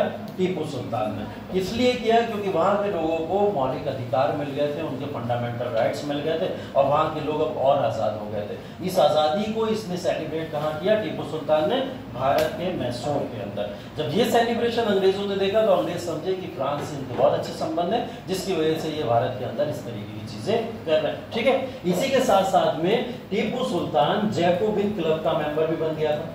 ठीक है, जैकोबिन क्लब, जैसे आज के समय में आप बहुत सारे इंटरनेशनल ऑर्गेनाइजेशंस देखते हो, जिसमें वर्ल्ड ट्रेड ऑर्गेनाइजेशन आता है, वर्ल्ड बैंक आता है, ठीक है, या IMF वगैरह आता है। ये बड़े बड़े इंटरनेशनल ऑर्गेनाइजेशंस हैं। ऐसे ऑर्गेनाइजेशन में जो सदस्य होते हैं उनकी मान्यता बहुत होती है, बड़े बड़े सदस्य इसके पार्ट बनते हैं। अब भारत का एकमात्र सदस्य उसका पार्ट था जिसका नाम था टीपू सुल्तान। ये भारत का प्रतिनिधित्व करा करते थे जाके जैकोबिन क्लब में। फ्रांस के अंदर ये संस्था थी, और जैकोबिन क्लब ने आगे चल के फ्रांस में रूल भी किया था। हम लोग ये भी विश्व इतिहास में पढ़ेंगे। तो जैकोबिन क्लब का मेंबर बनना भी कहीं ना कहीं अंग्रेजों को खल गया कि ये जैकोबिन क्लब का मेंबर कैसे बन गए। ठीक है, इस सब चीजों को देखते हुए अंग्रेजों ने इसके ऊपर यह आरोप लगाया कि आप विदेशी मदद ले रहे हो लगातार, जो हमने आपको मना किया था। ठीक, पहला उल्लंघन इन्होंने ये दिखा दिया, और 1790 में ये कहते हुए वॉर अनाउंस कर दिया। मॉडर्न इक्विपमेंट्स की बात की जाए तो इन्होंने बोला मॉडर्न इक्विपमेंट्स के बेसिस से फ्रांस से लगातार सप्लाई हो रही है हथियारों की, तो वो हथियार आप इकट्ठे ही क्यों कर रहे हो फ्रांस के अंदर। ठीक है, श्रीरंगपट्टनम एक जगह है यहाँ पे, और श्रीरंगपट्टनम के अंदर इन्होंने एक बहुत बड़ी फैक्ट्री खोली, उस फैक्ट्री के अंदर मॉडर्न हथियार जो होते थे उन हथियारों को इकट्ठा करके रखा जाता था। इसी तरीके से डिंडीगुल एक जगह है इसी जगह पे, और डिंडीगुल में भी क्या होता था, हथियारों की बहुत बड़ी एक फैक्ट्री लगाई गई जहाँ पे हथियारों को अब भारत के अंदर बनाया जाता था। विदेश से लाना तो छोड़ो, डिंडीगुल में तो क्या करा जाता था, हथियारों को बनाया जाता था। तो ये सब चीजें देखते हुए इन्हें क्या पता चला कि तुम मॉडर्न इक्विपमेंट्स भी बढ़ाते चले जा रहे हो, इसका भी उल्लंघन दिखाई दे रहा है। और तीसरी चीज फोर्टिफाई, अगर आप ये सारी चीजें कर रहे हो तो आपका उद्देश्य क्या है, फोर्टिफाई करना, मतलब कब्जा करना और टेरिटरीज के ऊपर। ये सारे आरोप लगाते हुए इन्होंने टीपू सुल्तान के लिए इसमें वॉर घोषित कर दिया और 1790 में ये वॉर शुरू हुआ, 92 में खत्म हुआ। इसके अंदर टीपू लॉस्ट, टीपू हार गया। ठीक है, टीपू सुल्तान हार गया, 3 पावर्स इकट्ठी है, एक साथ में खड़ी हुई है। ठीक है, फ्रांस से मदद भी अब उस तरीके से इसलिए नहीं मिल पा रही है क्योंकि फ्रांस खुद अभी अपने संघर्ष से उभरा है। 1789 में अभी ताजा तो आजादी ली है उसने, तो वो कैसे आपकी मदद कर पाएगा, नहीं कर पाया फ्रांस की मदद। इस वजह से टीपू अलग थलग पड़ गया और उसकी वजह से इन तीनों शक्तियों ने मिलकर क्या करा, टीपू सुल्तान को यहाँ हरा दिया, जिसकी वजह से मजबूरन टीपू सुल्तान को यहाँ पे एक संधि साइन करनी पड़ी जिसका नाम है श्रीरंगिनी पट्टनम। ठीक है, संधि का नाम है श्रीरंगिनीपट्टनम। संधि का नाम है, संधि किसकी, श्रीरंगीपट्टनम की संधि साइन हुई। तीसरी संधि कब साइन होगी, 1792 में। ठीक है, इतने हैरान हो के काहे देख रहे हो, क्या हुआ, मतलब समझ नहीं आ रहा है, ऐसा कुछ हो रहा है या ज्यादा समझ आ रहा है? दोनों में से कुछ हो रहा है या फिर ब्लैंक हो पूरे के पूरे, या पढ़ चुके हो, सब पढ़ के आए हो, तो इतने हैरान क्यों हो तुम सारे के सारे लोग? प्रथम क्लास में कक्षा में कुछ हुआ ऐसा कुछ हुआ जिसकी वजह से हुआ। अच्छा, तभी सर तृतीय आत्मसूत्र जो शुरू हुआ था वो टीपू सुल्तान ने शुरू किया था। हाँ, एक अंग्रेजों की पैटर्न थी रावणकोर। हाँ, रावणकोर थी। वो जो स्टोरी है वो वहाँ के महाराजा से रिलेटेड है जो आप बता रहे हैं। ये तृतीय आत्मसूत्र टीपू सुल्तान ने प्रकट किया था। हाँ, देखो आप जो बात बोल रहे हो 1790 के अंदर, देखो कृष्णपाल जो बात बोल रहे हैं वो भी कारण मैं आपको बता दूं। मैंने बोला 3 कारण बताए अंग्रेजों ने टीपू के साथ में वॉर करने के, लड़ने के। ठीक है, टीपू की तरफ से भी तो कुछ कारण होंगे, वरना वॉर ऐसा थोड़ी होगा कि किसी ने हमला कर दिया और वॉर शुरू हो गया। दोनों तरफ से कारण रहे होंगे। तो टीपू की तरफ से कारण त्रावणकोर था। त्रावणकोर वो इलाका था जिसके अंदर मैंने बोला फोर्टिफाई नहीं करने की बात हो रही थी और टीपू सुल्तान फोर्टिफाई करने के लिए लगे। त्रावणकोर के इलाके को कब्जाना और उसके ऊपर टेरिटरी के ऊपर अपना प्रभुत्व जमाना, ये कहीं ना कहीं, और त्रावणकोर के अंदर यहाँ पे जो रूल चला करता था उस समय वो टीपू के हाथों में नहीं था। त्रावणकोर को वो कंट्रोल में लेना चाहते थे पूरी तरीके से अपने। तो ये वाला कारण लिखा ना मैंने 45 वाला। ठीक है, अंग्रेज इसके ऊपर कंट्रोल करना चाहते थे, अंग्रेजों ने त्रावणकोर पे अटैक किया था उस समय। तो ये मिलजुल के एक कारण बन गया जिसकी वजह से तीसरा वॉर शुरू हुआ।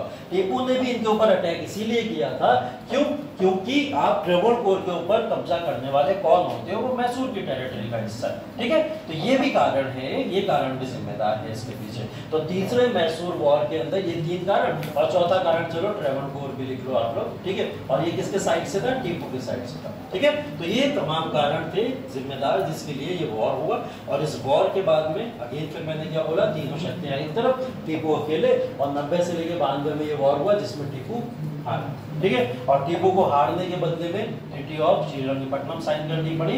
उस संधि के तहत कुछ बातें हुई, कुछ घोषणाएं की गई, और वो घोषणाएं ये थी कि टीपू को वॉर के बदले में, जो वॉर में नुकसान हुआ है उस नुकसान के बदले में कुछ पैसा भरना था। ठीक है, टीपू को क्या भरना था, वॉर के बदले में वो पैसा भरना था जितना पैसे का नुकसान अंग्रेजों का हुआ होगा। तो अंग्रेजों के उस नुकसान की भरपाई के लिए टीपू को जो पैसा भरना था, अगर वो पैसा वो नहीं भरते तब तक के टीपू के 2 सन हैं, 2 बच्चे हैं इनके लड़के, उन दोनों को अंग्रेज अपने पास गिरफ्त में रखेंगे या फिर अपने पास जेल में रखेंगे। ठीक है, तो इन्होंने क्या करा, इन दोनों बच्चों को इसके अपने पास रख लिया, इस बदले कि जब तक आप हमारा पैसा पूरा वापस नहीं कर देते, जब तक आप ट्रीटी जो संधि हुई है श्रीरंगीपट्टनम की उसको फुलफिल नहीं कर देते, तब तक हम आपको आपके दोनों बेटे नहीं देंगे। ठीक है, तो ये शर्त के साथ में साइन हुआ। अब तीसरा वाला मैसूर युद्ध लिख लो, डेट लिख लो, और लिख लो कौन कौन इसमें था। एक तरफ टीपू सुल्तान है और एक तरफ लॉर्ड कॉर्नवालिस आपको दिखाई दे रहा होगा। ठीक है, और इसका रिजल्ट क्या हुआ, संधि कौन सी हुई, ट्रीटी ऑफ श्रीरंगीपट्टनम। ठीक है, श्रीरंगीपट्टनम के साथ में संधि समाप्त हो गई।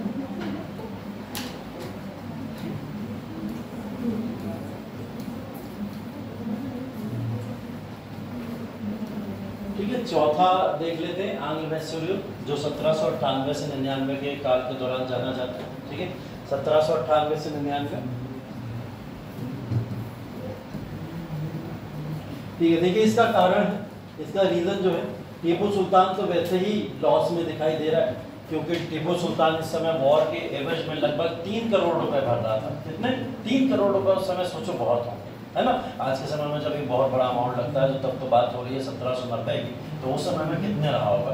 3 करोड़ रुपए टीपू सुल्तान भर ही रहा था। ठीक है, अचानक से यहाँ पे आगमन हो गया लॉर्ड वेलेस्ली का, ये वेलेस्ली, ठीक है, लॉर्ड वेलेस्ली का यहाँ पे आगमन हुआ, और लॉर्ड वेलेस्ली ने आके यहाँ पे क्या अनाउंस कर दिया? क्या बोलते हैं उसको, बताओ, क्या अनाउंस किया था लॉर्ड वेलेस्ली ने? सहायक संधि। सहायक संधि याद है ना, कुछ पढ़ाए थे ना आपको? क्या अनाउंस किया था? इसने सब्सिडरी अलायंस को अनाउंस कर दिया था, जिसको हम लोग सहायक संधि बोलते हैं। ठीक है, क्या थी सहायक संधि? लॉर्ड वेलेस्ली ने भारत के अंदर आके सब्सिडरी अलायंस को या सहायक संधि को अनाउंस कर दिया, जिसकी वजह से मैसूर को मजबूर किया गया कि तुम सहायक संधि साइन करो। मैसूर ने मना कर दिया, मैं सहायक संधि साइन नहीं करूँ। ठीक है, जिसकी वजह से ये चौथा वॉर हुआ। लेकिन सहायक संधि है क्या? क्या थी सहायक संधि? किसको बोलते हैं सहायक संधि? किसी को पता है? ये पता है पहला राज्य कौन था जिसने सहायक संधि साइन की? सतारा? नहीं, आप वहां चलेगा, डॉक्ट्रिन ऑफ लैप्स पे चलेगा। वो डॉक्ट्रिन ऑफ लैप्स व्यक्तिगत का सिद्धांत है। हम बात कर रहे हैं सहायक संधि। Very good. हैदराबाद। हैदराबाद पहला स्टेट था जिसने सहायक संधि साइन किया, हैदराबाद। क्योंकि हमने बताया हैदराबाद तो हमेशा से बस अंग्रेजों से कहता था तुम बस आदेश करो, हम सारे आदेश को पालन करने को तैयार है। तो जैसे ही ये संधि आई, हैदराबाद ने तुरंत साइन कर दिया। हैदराबाद के जस्ट सराउंडिंग में आपको दिख रहा है मैसूर, तो ये सीधा किसके पास पहुंचे? मैसूर के पास में, और मैसूर से बोले ये संधि साइन करो। ये संधि है क्या, मसला है क्या, प्रॉपर तरीके से एक बार फिर से रिवाइज करा दे रहे हैं आपको। जो सब्सिडरी अलायंस है, उस सब्सिडरी अलायंस के अंदर कुछ क्लॉजेज रखे गए थे। उन क्लॉजेज के अंदर ये बोला गया था कि आपका शासक जिसको रखना चाहो रखो, हमें आपत्ति नहीं। टीपू सुल्तान शासक बने रहना चाहते हैं, रहें, हमें कोई आपत्ति नहीं, लेकिन आपको हमारे साथ में एक शर्त ये साइन करनी पड़ेगी कि जो अंग्रेजों की आर्मी है, इंग्लिश आर्मी है, वो अब रेजिडेंट करेगी आपके इलाके के अंदर। पहला क्लॉज, रेजिडेंट मतलब निवास करेगी आपके इलाके के अंदर। अभी मैसूर अलाउ नहीं करता था किसी भी विदेशी आर्मी को या शक्ति को कि वो मैसूर में आके बसे या किसी भी राज्य में बसे आके। तो इन्होंने पहला क्लॉज रख दिया कि आप अगर हमारे साथ संधि साइन करोगे तो हमारी आर्मी आपके आके बसेगी। बसेगी क्यों? उसके पीछे दूसरा कारण है कि अगर आप किसी से वॉर में जाते हो, किसी के साथ युद्ध लड़ते हो, तो हमारी ये आर्मी आपको एड देगी या मदद करेगी। ठीक है, अगर आपका किसी भी अदर रीजनल पावर के साथ में लड़ाई होती है या झगड़ा होता है, तो आपकी मदद करने कौन आएगी? यही वाली आर्मी आएगी। ठीक, तीसरा इसके अंदर पता क्या बोला गया? बोले ये जो आर्मी रखी जाएगी, इसका सारा का सारा जो खर्चा होगा, एक्सपेंसेस होंगे, वो कौन उठाएगा? मैसूर या वो राज्य ही उठाएगा जो राज्य में ये आर्मी रखी जाएगी। मतलब जबरन भारतीयों के ऊपर ये थोपा जा रहा था कि तुम एक तो हमारी आर्मी रखो। आर्मी रखने का कारण सिर्फ ये नहीं था कि वॉर में मदद करेंगे तभी रखनी है, नहीं। आर्मी क्या करती थी? नजर रखती थी पूरे इलाके के ऊपर कि कहीं ऐसा तो नहीं हो रहा अंग्रेजों के खिलाफ विद्रोह हो रहा हो या अंग्रेजों के खिलाफ किसी भी तरीके की कोई भी प्लानिंग चल रही हो। इस वजह से क्या करते थे ये लोग? यहाँ पे ये रखा करते थे। ठीक है, आर्मी को रखा करते थे। तो आर्मी को रख देना, वॉर भी जो लड़ोगे उसमें हमारी आर्मी मदद करेगी। तो और चौथी एक बड़ी अजीब चीज थी, वो ये थी तुम्हारे दोस्त और तुम्हारे दुश्मन जो भी होंगे वो सब ईस्ट इंडिया कंपनी के अनुसार हैं। ठीक है, अगर पड़ोसी राज्य से दोस्ती करनी है तो पहले हमसे तो पूछो आगे दोस्ती करने लायक है भी वो या नहीं। ठीक है, और अगर दुश्मनी करनी है, उससे लड़ना है, तब भी हमसे पूछो आगे कि उससे लड़ना चाहिए या नहीं लड़ना चाहिए। ये सारे के सारे फाउंडेशंस लगाना शुरू कर दिए थे इन्होंने भारतीयों के ऊपर। भारतीय इंडिपेंडेंट है, आजाद है, अब वो किसी की शर्तें क्यों मानेंगे? हैदराबाद तो जैसे अंग्रेजों के पीछे पीछे घूमता रहता था, उन्होंने तो तुरंत हाँ कर दी।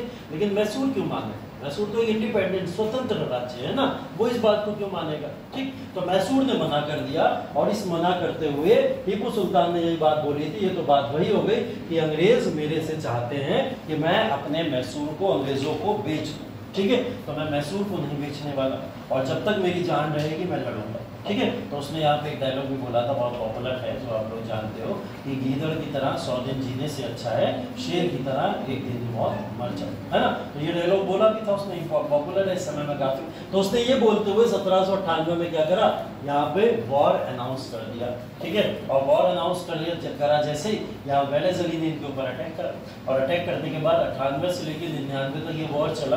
और 99 के इस वॉर के अंदर इस मामले में बोला जाता है कि टीपू सुल्तान की सेना इतनी ज़्यादा उसके लिए पागल थी, या कह सकते हो टीपू सुल्तान की सेना इतनी वफादार थी कि आर्मी का 1% सेना को छोड़ के नहीं भागा, ना वो वॉर फील्ड से गए। एक एक व्यक्ति जब तक मार नहीं दिया गया तब तक वो लोग वॉर लड़ते रहे, ठीक है। उसी कालखंड में 1799 में टीपू सुल्तान पे अटैक हुआ और चौथा वॉर का अंत हो जाता है टीपू की डेथ के साथ, टीपू यहाँ मारा जाता है, ठीक है। तो चौथे वॉर का अंत किसी संधि के साथ नहीं हुआ, कोई ट्रीटी के साथ अंत नहीं हुआ, किसके साथ अंत हुआ, टीपू का मारा जाना। और टीपू के मारे जाने के बाद में मैसूर जो था वो वापस से चला आता है राजा कृष्ण के पास में, ठीक है। और राजा कृष्ण यहाँ पे जो वडियार डायनेस्टी के राजा थे, वडियार डायनेस्टी के राजा थे, ये उठा के पूरा का पूरा मैसूर इसके हाथों सौंप देते हैं। और जैसे इसके हाथों सौंप देते हैं, इनको मजबूर कर देते हैं कि अब हमारे साथ में सहायक संधि साइन करो। और मैसूर 1799 में यहाँ पे अब सहायक संधि साइन कर देता है, ठीक है। तो ये मैसूर का इतिहास है। सहायक संधि साइन होते ही अब आपको पता है मैसूर भी किसका पार्ट बन गया, अंग्रेजों का या इंग्लिश ईस्ट इंडिया कंपनी का पार्ट बन गया। लिख लो फोर्थ पार्ट में भी इसको, फोर्थ में भी इसको लिख लो कि वॉर कब से कब तक हुआ, समयकाल लिख लो।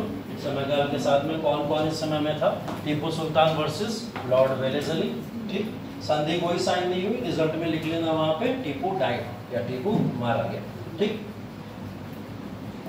मद्रास का टाइगर भी देते हैं, मद्रास का टाइगर भी बोला, मैसूर का टाइगर, मैसूर का टाइगर, मैसूर का टाइगर। तो देखिए इतिहास के अंदर मैं ये बात हमेशा क्लास में बताता हूँ जब भी टीपू सुल्तान पढ़ाता हूँ। अभी टाइम नहीं है टीपू सुल्तान को बहुत ज़्यादा पढ़ाने का, क्योंकि ये इतिहास का आपके इतना ही हिस्सा है जितना मैंने पढ़ा दिया, ठीक है। बट मतलब एक ऐसा व्यक्तित्व है जिसको आप इतिहास में पढ़ सकते हो।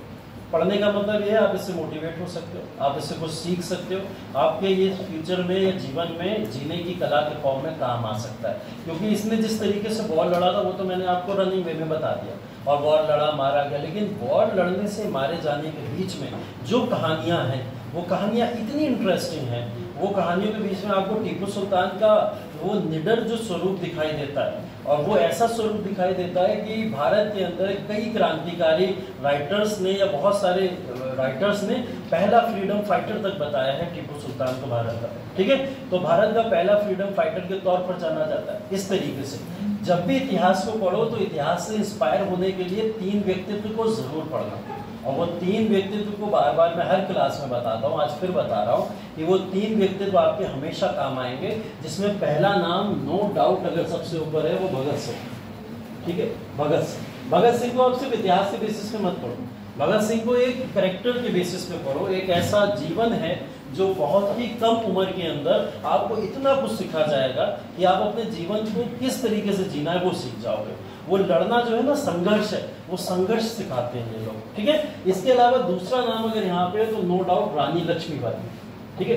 रानी लक्ष्मीबाई, और रानी लक्ष्मीबाई का भी जो स्वरूप है वो भी आप देखोगे, बोला गया था उनको सारे मर्दों में लड़ने वाली अकेली मर्द थी जब 1857 में लड़ रही थी, ठीक है। तो एकमात्र महिला के तौर पर इनको उस समय जाना गया कि इतनी होनहार और इतनी ज्यादा कुशल महिला है कि सभी के अलग एक तरीके से सबको साइड करके रखा हुआ था। अंग्रेज डरते थे रानी लक्ष्मीबाई से, वो हालत थी। और तीसरा अगर कोई कैरेक्टर है तो वो नो डाउट टीपू सुल्तान, ठीक है। ये 3 कैरेक्टर इतिहास के अंदर जब आप पढ़ोगे तो आपके सोचने की विचारधारा जो है ना वो बहुत विकसित हो जाएगी, काफी अच्छे से आप समझना शुरू कर दोगे इतिहास के अंदर ऐसे व्यक्तित्व को रखा ही क्यों गया और इनके बारे में आपको पढ़ाया क्यों जा रहा है। इन व्यक्तित्व के बारे में ज्यादा चर्चा करने का हमारे पास टाइम नहीं होता, इसलिए क्लासेस के अंदर इसकी बात नहीं कर सकते, लेकिन अलग से आप लोग इनके बारे में जरूर पढ़ सकते हैं, ठीक है। क्योंकि कल को आपसे इंटरव्यू में जरूर पूछा जाएगा आप अपने इंस्पिरेशन के तौर पर किसको जानते हो, है ना। मम्मी पापा बोलोगे, वो कहेंगे जाओ मम्मी पापा पास, ठीक है, यहाँ क्यों बैठे हो, ठीक। तो वो तो आपसे मम्मी पापा के अलावा भी कुछ और सुनना चाहते हैं, है ना। वो सुनना चाहते हैं कि आप कहीं किसी से इंस्पायर्ड हुए हो इस तरीके से, तो वो इंस्पिरेशन कहाँ से लाओगे जब ऐसी स्टोरीज पढ़ोगे। और ऐसे 3 व्यक्ति तो मेरे पर्सनल फेवरेट हैं, आपके पर्सनल कुछ और हो सकते हैं, आप लोग जब पढ़ोगे कुछ और निकल के आ सकता है ना। तो ये तो है, गांधी जी इसमें सबसे टॉप पे, मैंने उनका नाम लिया ही नहीं, ठीक है, क्योंकि वो एक अलग व्यक्तित्व है, उस व्यक्तित्व की इस तरीके के व्यक्तित्व के साथ में कंपैरिजन ही नहीं, ठीक है, उस व्यक्तित्व को अलग रखा जाता है। लेकिन ऐसे व्यक्तित्व पढ़ना जरूरी है, क्योंकि आपसे जब कल को पूछा जाएगा इंटरव्यू सेशन के अंदर, और एक क्वेश्चन सबसे भारी यही होता है, सबसे भारी होता है, अगर आप इसको सबसे अच्छे से संभाल ले गए तो आप समझ लीजिए आपका पूरा इंटरव्यू बहुत अच्छा जाना शुरू हो जाता है। वो इंस्पिरेशन आपसे पूछेगा ही पूछेगा कि आप यूपीएससी के एग्जाम के अंदर जो आके बैठे हो ना इंटरव्यू में, किस चीज़ ने आपको मोटिवेट किया जो आप आज आके यहाँ बैठे हो, तो वो इंस्पिरेशन होता है, किससे इंस्पिरेशन लेके आप यहाँ पे पहुँचे। तो किसी संघर्ष की कहानियों को पढ़ो, कई लोगों के व्यक्तित्व को पढ़ो, और ये तब पढ़ने का समय नहीं मिलेगा क्योंकि इंटरव्यू के लिए टाइम नहीं मिलता है। अगर आप सोचो मेंस देने के बाद इंटरव्यू की तैयारी कर लेंगे, नहीं होगी, कभी नहीं होगी। ये यूपीएससी की प्रिपरेशन पैरेलल होती है, प्री मेंस इंटरव्यू सब साथ में चलता है, तो इन सबको साथ में ही कवर करते चलो। वहाँ अगर सोचोगे कर ले, 1 महीने का भी मुश्किल से समय नहीं मिलता है, और उस 1 महीने के समय में आप अपना रिवाइज करोगे या फिर ऐसे व्यक्तित्व की कहानियाँ पढ़ना शुरू करोगे, ठीक है। क्योंकि कहीं ना कहीं आप लोग साइंस बैकग्राउंड वाले भी होंगे, आप लोग कॉमर्स बैकग्राउंड वाले भी होंगे, सब आर्ट्स वाले तो नहीं होंगे ना। तो साइंस बैकग्राउंड वाले से पूछेगा लॉज ऑफ मोशन के बारे में, बात करेगा वो वहाँ पे, आपसे आपकी वो पूछेगा बैकग्राउंड में क्या पढ़ के आओ, उसके बारे में क्या जानते हो। इंजीनियरिंग वालों से पूछेगा मैकेनिक्स बताओ, थर्मोडायनेमिक्स बताओ, पता करेगा वो आपसे। फाइनेंशियल अकाउंट्स की बातें करेगा कॉमर्स के अंदर, वो सब पूछते हैं। सिलेबस का पार्ट भी पूछा जाता है कि आपका बैकग्राउंड जब ये रहा है, आपने उसी को अच्छे से नहीं करा तो आप आगे सेवाएं करोगे, ठीक है। बैकग्राउंड जरूर पूछता है आपसे, तो आप इसको तैयार करोगे अपने उस महीने के अंदर, या फिर अब आप व्यक्तित्व की कहानियां पढ़ोगे बैठ के, ठीक है। तो हर चीज़ के लिए एक समय होता है, उस समय को अभी से लेते चलो सारी चीज़ें। इसलिए मैं बोलता हूँ हमेशा कि जो कर लिया तुम लोग ने कर लिया, भले से 12वीं पास कर लिया, ग्रेजुएशन कर लिया, आगे जो पोस्ट ग्रेजुएशन है अगर इस क्लास में बैठे हो तो उसी हिसाब से चुनना जिस हिसाब से तुम लोग सर्विसेज में जा रहे हो। पोस्ट ग्रेजुएशन भले से मैंने बीटेक करके 3 बार मास्टर किया है आर्ट्स में, 3 बार, ठीक है। क्यों किया? बीटेक करने के बाद में क्या मुझसे बार क्वेश्चन ये आता है कि बीटेक करने के बाद में आपने आर्ट्स में क्यों मास्टर्स किया, ठीक है। लेकिन वो ये नहीं पूछते हैं मैकेनिक्स के बारे में बताओ, थर्मोडायनेमिक्स के बारे में बताओ। अब ये इससे बच गया क्योंकि मुझे पता है कि अब वो ये नहीं पूछेगा, उसे पता ही है मैंने मास्टर्स ही क्यों किया, जब मुझे इंटरेस्ट होगा इसमें तभी मैं इसमें आया, मुझे उसमें इंटरेस्ट ही नहीं होगा तभी मुझे पता ही नहीं उसके बारे में। अब वो अगर मुझसे ये क्वेश्चन पूछते मैं तुरंत मुझे बता देता, सर मेरा इंटरेस्ट ही उसमें खत्म हो गया तो मुझे कुछ याद ही नहीं, आप मुझसे पूछिए आर्ट्स के बारे में, मुझे पूछना मैं बता दूँगा, है ना। तो उसके लिए आपके पास में एक बैकग्राउंड तो होना चाहिए। अब बीटेक करके सीधे जाके बैठ के बोले सर मुझे इंटरेस्ट ही नहीं है, तो कहिए इंटरेस्ट के लिए क्या करा, बोले कुछ नहीं किया, घर में बैठ के तैयारी कर रहे, है ना। तो ये सब चीज़ें बहुत हट जाती हैं। तो अपने फ्यूचर को जिस तरीके से आप शेप देने की कोशिश कर रहे हो ना, प्लानिंग भी वैसे ही करके चलो, है ना। तो इस वजह से ये सारी चीज़ें ध्यान रखो कि जब भी आप यूपीएससी की प्रिपरेशन करते हो तो ये सब चीज़ें काम आती हैं। फिलहाल एक बार रिवाइज कर लीजिए इसको जल्दी से, क्या क्या चीज़ें हो गई फटाफट, क्विक लाइन देख लीजिए एक बार, क्या क्या चीज़ें पहले, दूसरे, तीसरे, चौथे वॉर में हुई। पहले वॉर की जब हम लोग बात कर रहे हैं एंग्लो मैसूर वॉर, तो उस वॉर के अंदर देख लो क्या क्या लिखा हुआ है, दूसरे वॉर में क्या लिखा है, तीसरे और चौथे। जिन्होंने टेबल नहीं बनाई हो इसको देख के बना सकते, ठीक है। एक बार जल्दी से रिवाइज कर लो क्या क्या चीज़ें। हैदर और मराठा, पहले वाले में हैदर अली ने अंग्रेजों को हरा दिया था, वो लिखा हुआ है। 67 से मतलब वॉर चला है। सदी कौन सी साइन हुई है?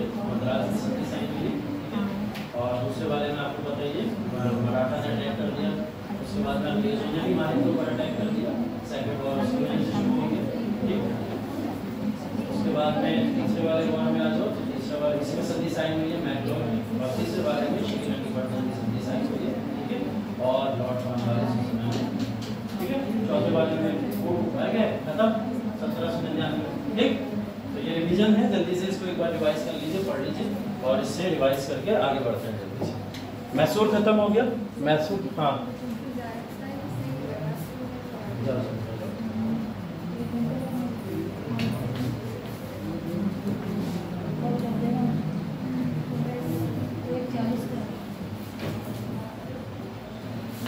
ठीक है। इसके बाद में अगला जो टॉपिक है हमारा मराठा साम्राज्य, ठीक है।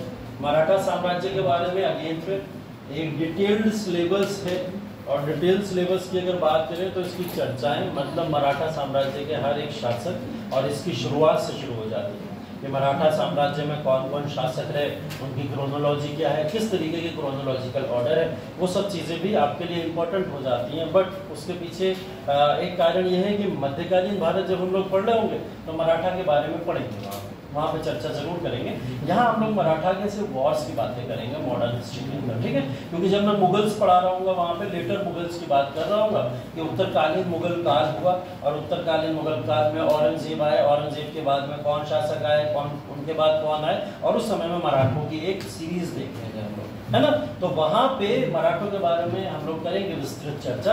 यहाँ पे हमें मराठों के बारे में सिर्फ और सिर्फ ये पता करना है कि मराठों के वॉर्स यहाँ अंग्रेजों के साथ में हो रहे हैं, किस क्षेत्र को लेके हो रहा है और उसके पीछे कारण कौन से जिम्मेदार हैं, उनके लिए बात करनी है हमें सिर्फ यहाँ पे, ठीक है। तो बात अगर यहाँ की जाए तो इसकी शुरुआत जो बेसिकली हुई है 1674 में हुई है छत्रपति शिवाजी महाराज से। अगर हम लोग मराठा साम्राज्य के उदय की बात करें तो कब से हुई, 1674 में, जब छत्रपति शिवाजी महाराज ने राज्याभिषेक अपना कराया था। उसी दौरान से यहाँ मराठा साम्राज्य शुरू हो गया। मराठा साम्राज्य कहाँ शुरू होगा, महाराष्ट्र के इलाके में, जो आज भी प्रोमिनेंट इलाका है, ठीक है, जाना जाता है। तो उस इलाके के अंदर शिवाजी महाराज ने मराठा साम्राज्य को शुरू किया। मराठा साम्राज्य का अंत हो गया 1818 में, जब पेशवा बाजीराव सेकंड यहाँ पे राजा बने थे या उनका राज्याभिषेक हुआ था, ठीक है। 1818 में क्योंकि अंग्रेजों ने इनको हरा दिया था और अंग्रेजों ने हरा के मराठा पावर को अपने हाथों में ले लिया और उसको कंट्रोल कर लिया, जिसकी वजह से मराठा साम्राज्य विघटित हो गया, पूरी तरीके से समाप्त हो गया। लेकिन मराठा साम्राज्य एक बार बीच में भी टूटा था। वो कोई सदी बता सकता है, समय बता सकता है कि मराठा साम्राज्य एक बार और टूटा था, जिस समय में मराठा सबसे कमजोर हो गए थे भारत में। कोई बता सकता है? पानीपत की लड़ाई याद है आप लोग? पानीपत की लड़ाई, द्वितीय पानीपत की अगर मैं बात करूं तो आप बताओगे किस किस के बीच में हुई थी?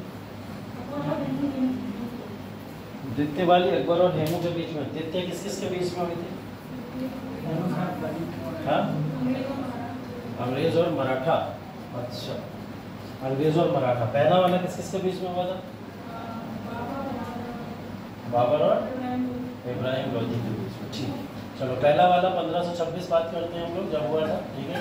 और उसके बाद में वो जो था बेसिकली मुगल साम्राज्य के भारत में आने को लेके पहला पानीपत का युद्ध, कि मुगल साम्राज्य भारत के अंदर एंटर कर रहा है, जिसके लिए पानीपत की लड़ाई हुई। और मुगल साम्राज्य के बाद में अगर सबसे शक्तिशाली कोई साम्राज्य भारत में स्थापित हो रहा था, वो था मराठा साम्राज्य। इसी पानीपत की लड़ाई ने मराठा साम्राज्य को समाप्त कर दिया, ठीक है।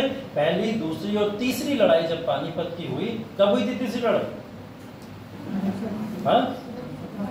1761 में जब पानीपत की लड़ाई हुई तो वो अहमद शाह अब्दाली वर्सेस मराठास के बीच में हुई थी, ठीक है। और जब ये लड़ाई हुई यहाँ पे, इस लड़ाई ने मराठा के वर्चस्व को भारत में समाप्त कर दिया। मराठा बहुत तेजी से भारत में आगे बढ़ रहे थे। अगली वास्तविक शक्ति भारत में मराठा को माना जा रहा था कि अगर मुगल हटेंगे तो भारत में रूल कौन करेगा? मराठे करेंगे। तो मराठों को रूल करने की शक्ति माना जा रहा था। लेकिन अहमद शाह अब्दाली के बाहरी आक्रमण ने क्या करा? मराठों को यहाँ कमजोर कर दिया। वो मराठों को यहाँ मार के लूट के चले गए, जिसकी वजह से मराठा शक्ति कमजोर हो गई। उसी का रिजल्ट है कि 1818 आते आते पेशवा बाजीराव द्वितीय तक ये पूरी मराठा साम्राज्य सिमट के रहेगा, ठीक है। चलिए आगे बात करते हैं। हमने तो इसके वॉर्स की बात करनी है। इसके अंदर देख लीजिए, बेसिकली मराठा अगर कॉन्फेडरेंसी की बात करें तो 5 पार्ट में मराठास का डिवीजन होता है। मराठास टोटल कितने? ग्रुप ऑफ कास्ट है। ये लोग क्या है? मराठा ये क्या है? ग्रुप ऑफ कास्ट है। कई सारी जातियों का एक समूह है और उन जातियों के समूह में इनका एक बंटवारा भी है कि कुछ लोग पेशवा कहलाते हैं, कुछ सिंधिया कहलाते हैं, कुछ होलकर कहलाते हैं, कुछ भोसले कहलाते हैं। इस तरीके से 5 कॉन्फेडरेंसी में इनको डिवीजन किया जाता है, डिवाइड किया जाता है। सबका अपना अलग अलग क्षेत्र है। जैसे जब हम लोग बात करें पेशवा की तो उनका क्षेत्र क्या है? पूना। तो पेशवा पूना के अंतर्गत रहा करते थे और पूना के क्षेत्रियों पर रूल किया करते थे। बात करें जब सिंधिया के तो इनका इलाका ग्वालियर हुआ करता था। ये ग्वालियर के इलाके के अंदर अपना क्षेत्र बनाए हुए थे। होलकर इंदौर को अपना क्षेत्र बनाए हुए थे, ठीक है। और गायकवाड़ बड़ौदा को और भोसले नागपुर को, ठीक है। तो इस सबसे आपको समझ आ रहा होगा कि महाराष्ट्र के अलावा मध्य प्रदेश भी वो इलाका है जहाँ पे मराठों का वर्चस्व दिखाई देता है, ठीक है। तो मराठे इस पूरे इलाके के अंदर अपना रूल स्थापित किए हुए थे, ठीक है। चलिए, रूल चल रहा है, ठीक ठाक सारी चीजें जा रही हैं। अब देखिए क्रोनोलॉजिकल ऑर्डर है भारत के अंदर छत्रपति शिवाजी से जो शुरू होता है, और छत्रपति शिवाजी के बाद से लेकर एक पूरी क्रोनोलॉजी इसमें लिखी हुई है। वो क्रोनोलॉजिकल ऑर्डर आप लोग नोट कर लीजिएगा, मैं उसकी डिटेल में नहीं जाना चाह रहा हूँ, ठीक है। डिटेल में जाऊँगा तो आज का क्लास भी खत्म हो जाएगा और पंजाब भी नहीं पढ़ पाएंगे फिर हम लोग, ठीक। तो देखिए संभाजी आएंगे इसके बाद में, संभाजी के बाद में एक एक करके सारे जो रूलर्स आते चले गए, उन रूलर्स के बारे में यहाँ पे व्याख्यान किया गया है। राजा राम, शिवाजी सेकंड, छत्रपति शाहू महाराज, ठीक है। ये औरंगजेब की मृत्यु के बाद वाले हैं, ठीक है। इनकी चर्चा करेंगे हम लोग जब मेडिवल हिस्ट्री पढ़ रहे होंगे, ठीक है। और उसके बाद में पेशवा के अधीन में मराठा साम्राज्य कब से आ गया? 1713 से आ गया। मतलब औरंगजेब की मृत्यु के बाद में जो मराठों का विभाजन हुआ, उसमें रूल किसके हाथों में धीरे धीरे चला आया? अब पेशवा के हाथ में चला आया। अभी तक किसके हाथ में रहता था? वो रहता था जो मेन किंग होता था, जो राजा होता था उसके हाथ में रहता था। लेकिन ये रूल मराठों में ट्रांसफर किसके हाथों में हो गया? पेशवा। पेशवा कौन होते थे? प्रधानमंत्री की एक पोस्ट होती थी। तो मतलब प्रधानमंत्री या फिर एक मंत्री के हाथों में पूरा का पूरा मराठा का साम्राज्य आ चुका था। तो अब यहाँ से पेशवा चलेंगे सारे के सारे, जिसमें बालाजी विश्वनाथ, बाजीराव प्रथम, ठीक है, बाजीराव द्वितीय। वो वाली पिक्चर बताओ किस पे बनी है? बाजीराव प्रथम पे बनी है, सेकंड पे बनी है? बाजीराव मस्तानी, बताओ। देखिए पिक्चर नहीं देखते तुम लोग? नहीं देखते पिक्चर नहीं देखते तुम? अच्छी बात, मत देखा करो, खराब होती है। लेकिन बता दो कौन से किसके ऊपर बनी, कौन से ज़्यादा इंपॉर्टेंट रूलर हैं? सोनी के ऊपर बनी हुई है इससे बात। बाजीराव प्रथम या सेकंड? प्रथम के ऊपर बनी, प्रथम के ऊपर, सेकंड के ऊपर बनी, ठीक है। बाजीराव द्वितीय के ऊपर वो मूवी बनी हुई है, पूरी पूरी जो आप मस्तानी वाली पिक्चर देखते हैं वो बनी, ठीक है।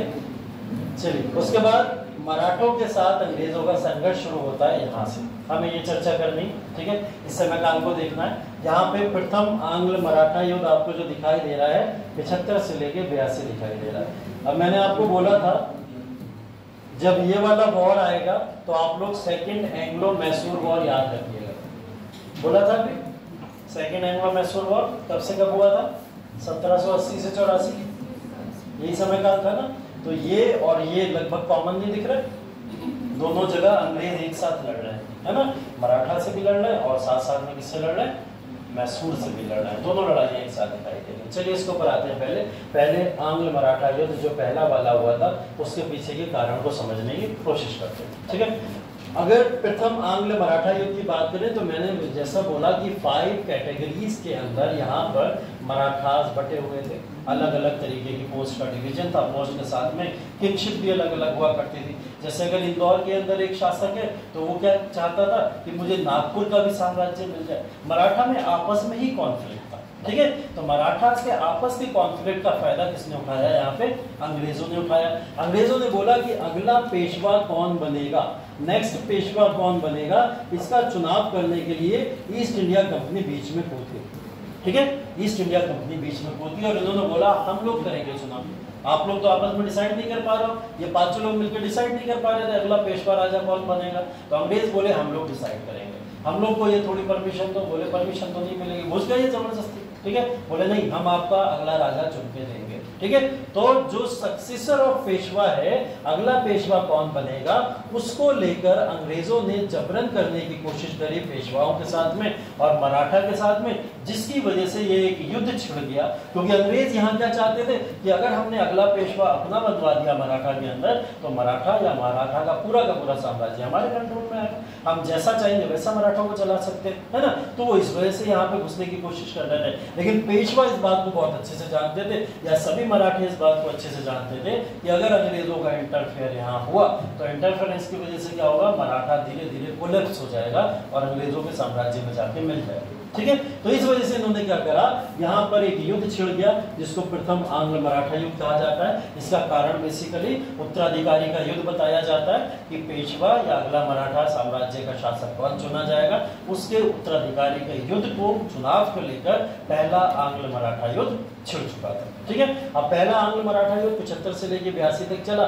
लंबा समय हो गया चलते चलते, ना मराठे हार मानने को तैयार थे और ना ही अंग्रेज यहाँ से हार मानने को तैयार थे। मराठे और राजपूतों का इतिहास आप लोग जानते हैं, मराठे हार मानने को तैयार है नहीं, राजपूत हार मानने को तैयार नहीं है, चाहे कितनी भी बड़ी शक्ति उनके सामने खड़ी हो जाए, ठीक है। तो प्राण त्यागना वो कबूल कर लेते थे लेकिन हार मानना कबूल नहीं करते थे, ठीक। इसी वजह से ये संघर्ष चलता चला आया। 1782 का समय आ गया।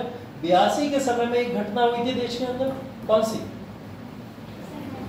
हैदर अली की मृत्यु, वेरी गुड, हैदर अली की मृत्यु हुई थी, हैदर अली की डेथ हो गई थी यहाँ पे, जिसकी वजह से भारत के अंदर एक बड़ा गैप क्रिएट हुआ कि चलो कम से कम मराठों को छोड़ के मैसूर पे कब्जा कर लिया जाए। अंग्रेज दोनों जगह इक्वली अभी ध्यान दे रहे थे, लेकिन जैसे ही हैदर अली की मृत्यु हुई उन्होंने बोला मराठों तुम अभी चुप बैठो, अभी हम मैसूर से निपटने जाते। इन्होंने तुरंत क्या करा, 1782 में इनके साथ में संधि साइन कर दी जिसका नाम था सालबाई की संधि।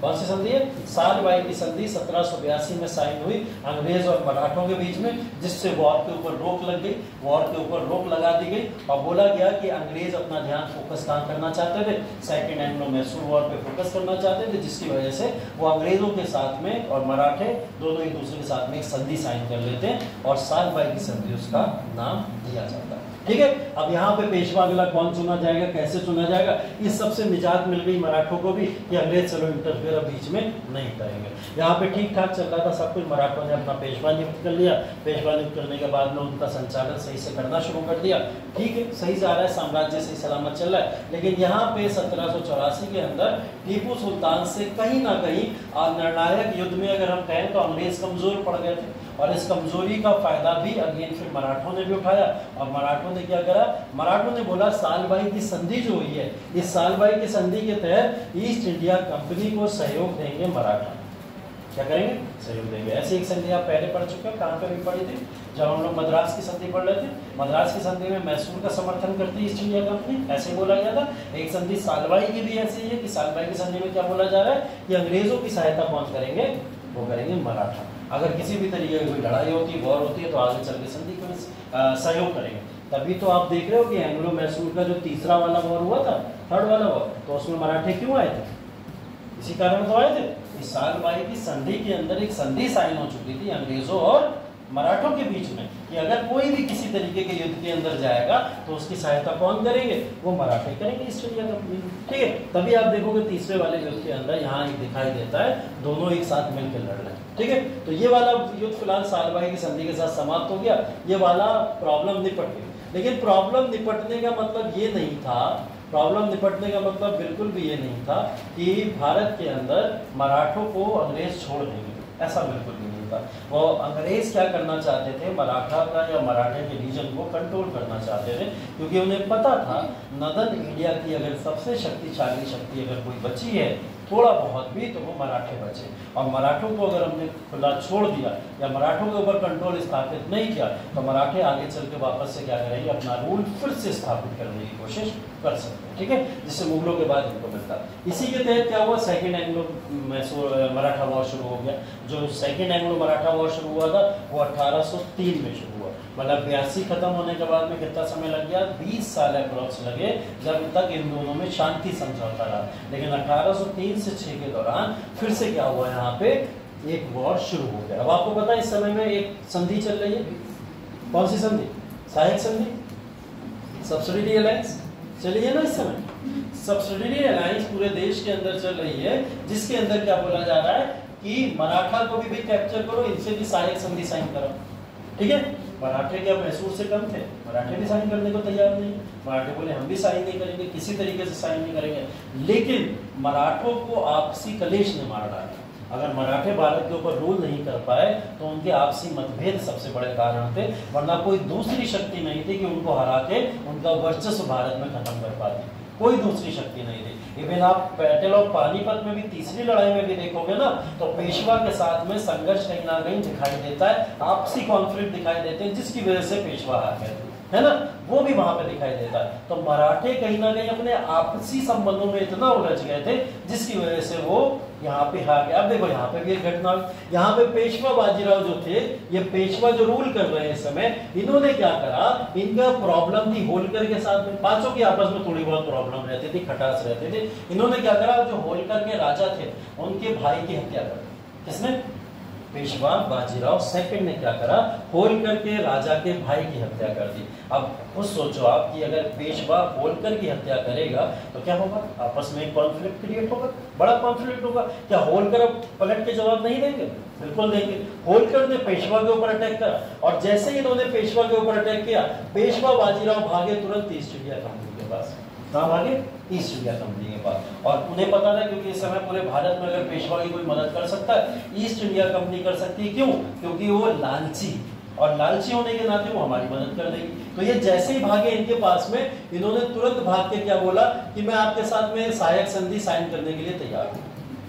ठीक है, पेशवा ने 1802 के अंदर ही संधि साइन कर दी। ठीक है, बसीन की संधि हुई थी 1802 में, और बसीन की संधि के साथ ही में इन्होंने क्या करा, पेशवा ने सहायक संधि भी साइन कर दी। जब मैंने बोला कि मराठा बिल्कुल भी झुकने को तैयार नहीं है अंग्रेजों के सामने, पेशवा भागते हुए गए अंग्रेजों के पास में और खुद जाके संधि साइन कर दी। क्यों कर दी?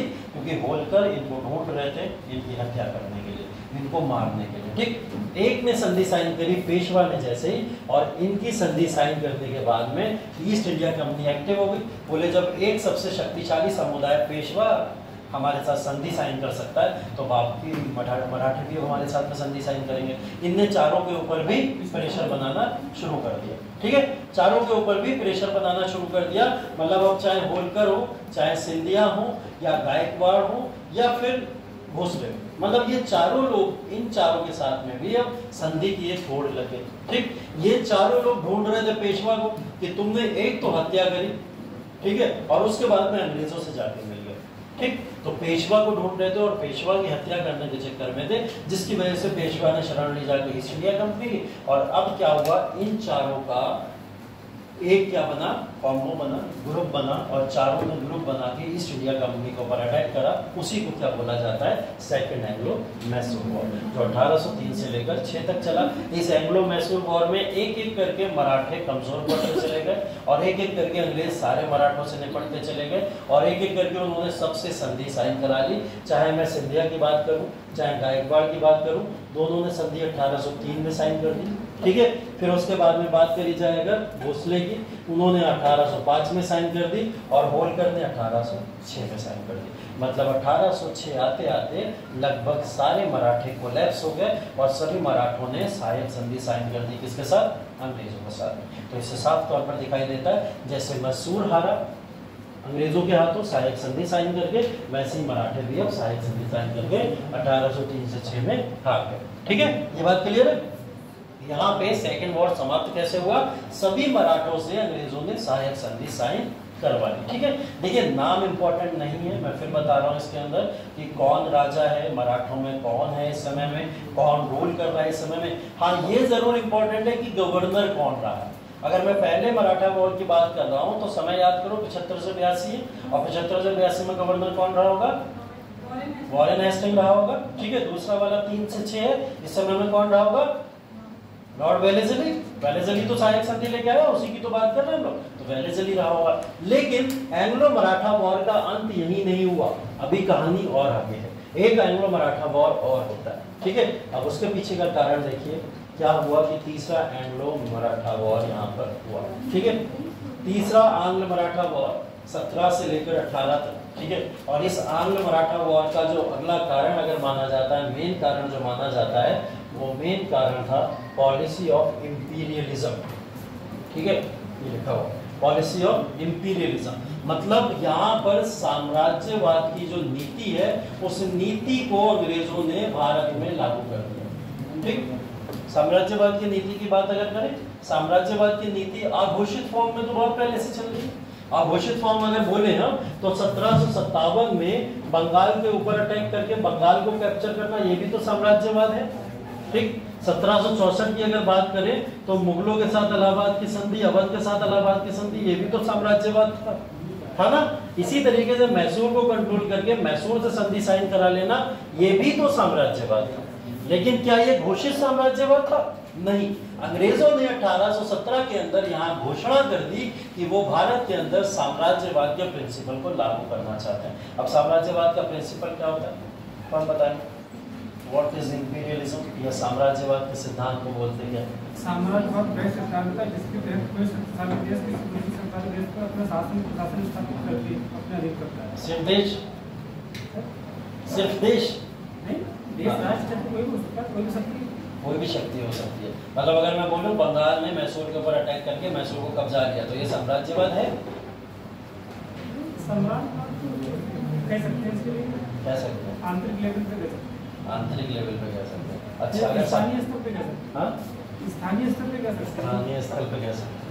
अगर इसको साम्राज्यवाद ना बोलूं तो क्या बोल सकते हैं?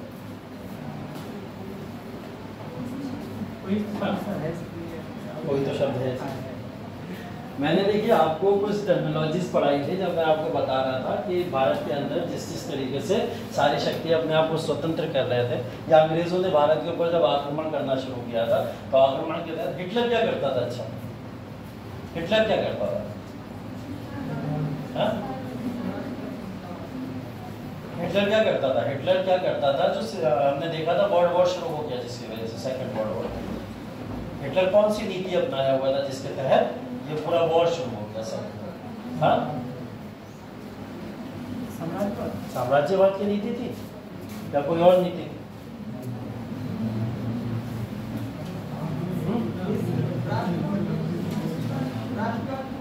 राष्ट्रवाद की नीति। राष्ट्रवाद की नीति राष्ट्र के अंतर्गत तो चलो चलती है, लेकिन राष्ट्र के बाहर के देशों पे कब्जा कर लेना।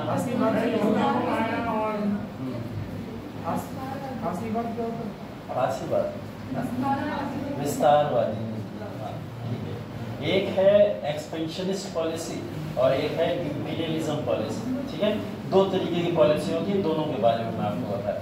जब मैं बात कर रहा हूँ विस्तारवादी नीति की या एक्सपेंशनिस्ट पॉलिसी की, वो हिटलर ने अपनाई।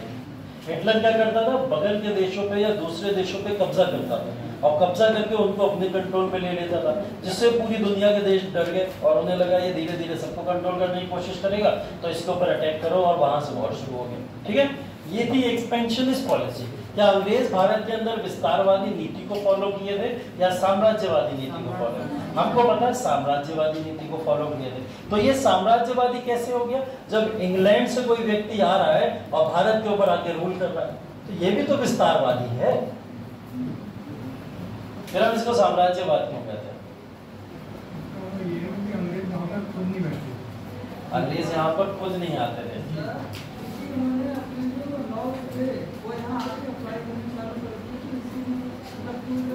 ऐसा हिटलर भी करता था, बहुत सारे कानून उसने लागू करे थे इटली में। देखो, एक तो ये था कि इंग्लैंड ने भारत के ऊपर क्या डायरेक्ट अटैक किया, वॉर अनाउंस कर दिया था क्या? ऐसा कुछ हुआ? नहीं हुआ ना। ऐसा तो बिल्कुल देखने को नहीं मिलता कि अंग्रेजों ने भारत के ऊपर वॉर अनाउंस करके अटैक करके भारत को जीतने की कोशिश की। ये होती है विस्तारवादी नीति। विस्तारवादी नीति वो नीति होती है जब एक देश दूसरे देश के ऊपर अटैक कर उसको अधिकृत करके उसकी इकोनॉमिक पॉलिसीज को अपनाकर अपना कब्जा उस पर घोषित करता है। ये होती है विस्तारवादी नीति। साम्राज्यवादी नीति अलग है। अंग्रेज तो यहाँ व्यापार करने आए थे ना, भारत के अंदर व्यापारी तो करने आए थे। हमने देखा फैक्ट्रीज एक्ट्रीज जो लगाई उन्होंने अपनी। ये लोग व्यापार करने आए, व्यापार करने के बाद में ये बंगाल पहुंचे, बंगाल से ये लोग मैसूर पहुंचे, मैसूर से ये मराठा पहुंचे, मराठा से ये पंजाब पहुंचे।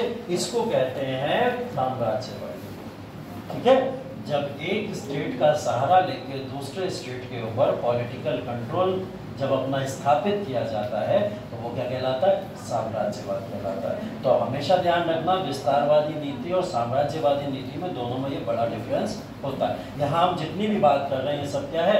साम्राज्यवादी नीति की बातें कर रहे हैं। ठीक है, तो साम्राज्यवाद की नीति इन्होंने क्या करा? अब घोषित कर दी और उसकी घोषणा कर दी, और घोषणा करते हुए साफ तौर पर इन्होंने बोला कि अब वो मराठा स्टेट को साम्राज्यवाद की नीति के तहत कब्जा करना चाहते। ठीक है, ये घोषणा कर दी।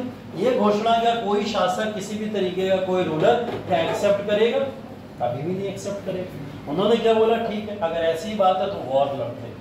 मराठा ने क्या अनाउंस कर दिया? वॉर अनाउंस कर दिया। उन्होंने बोला मराठा को कभी, मराठा स्टेट को कभी अंग्रेजों के हाथों में सौंपेंगे तो नहीं, है ना। तो उन्होंने क्या करा? यहाँ वॉर अनाउंस कर दिया। कारण क्या था? साम्राज्यवाद की नीति अंग्रेजों के द्वारा लागू की गई, जिसके तहत 1817-18 में मराठा ने क्या करा? यहाँ पे वॉर अनाउंस कर दिया। इस समय में गवर्नर कौन है? लॉर्ड हेस्टिंग है। अभी तक गॉर्डन हेस्टिंग पढ़ रहे थे, अब कौन है? Lord Hastings. ठीक है, लॉर्ड हेस्टिंग ने यहाँ पे आके यहाँ पे 17 से लेके 18 तक यहाँ पे अनाउंस कर दिया वॉर। 17 से लेके 18 तक वॉर चला।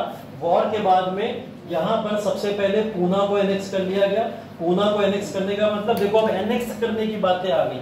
एनेक्स करने का मतलब क्या होता है? अधिकृत कर लेना, कंट्रोल कर लेना। एनेक्स का मतलब पॉलिटिकल कंट्रोल भी अब तुम्हारा उसके ऊपर हो जाए, ठीक है। ज्यादा बोल गया क्या मैं? आवाज बैठने लगी, ठीक है। तो पेशवा का जो पूना का जो इलाका है, उस पूना को इन्होंने क्या करा? अधिकृत कर लिया, मतलब अब क्या करा? उसको कंट्रोल कर लिया, एनेक्स कर लिया।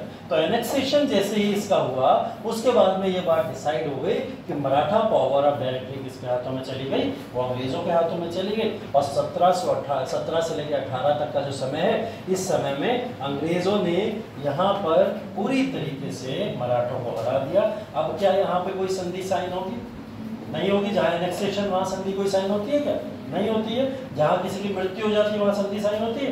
नहीं होती। जैसे हमने देखा टीपू सुल्तान की मृत्यु हुई, कोई संधि साइन नहीं हुई, वैसे ही तीसरे मराठा वॉर में कोई संधि साइन नहीं हुई। और यहाँ पे जो पेशवा थे, पेशवा जो थे, इनको क्या करा गया? पेशवा बाजीराव सेकंड है यहाँ पे, इनको क्या करा गया? हायर पेंशन देकर इनको विदेश भेज दिया गया। क्या बोला?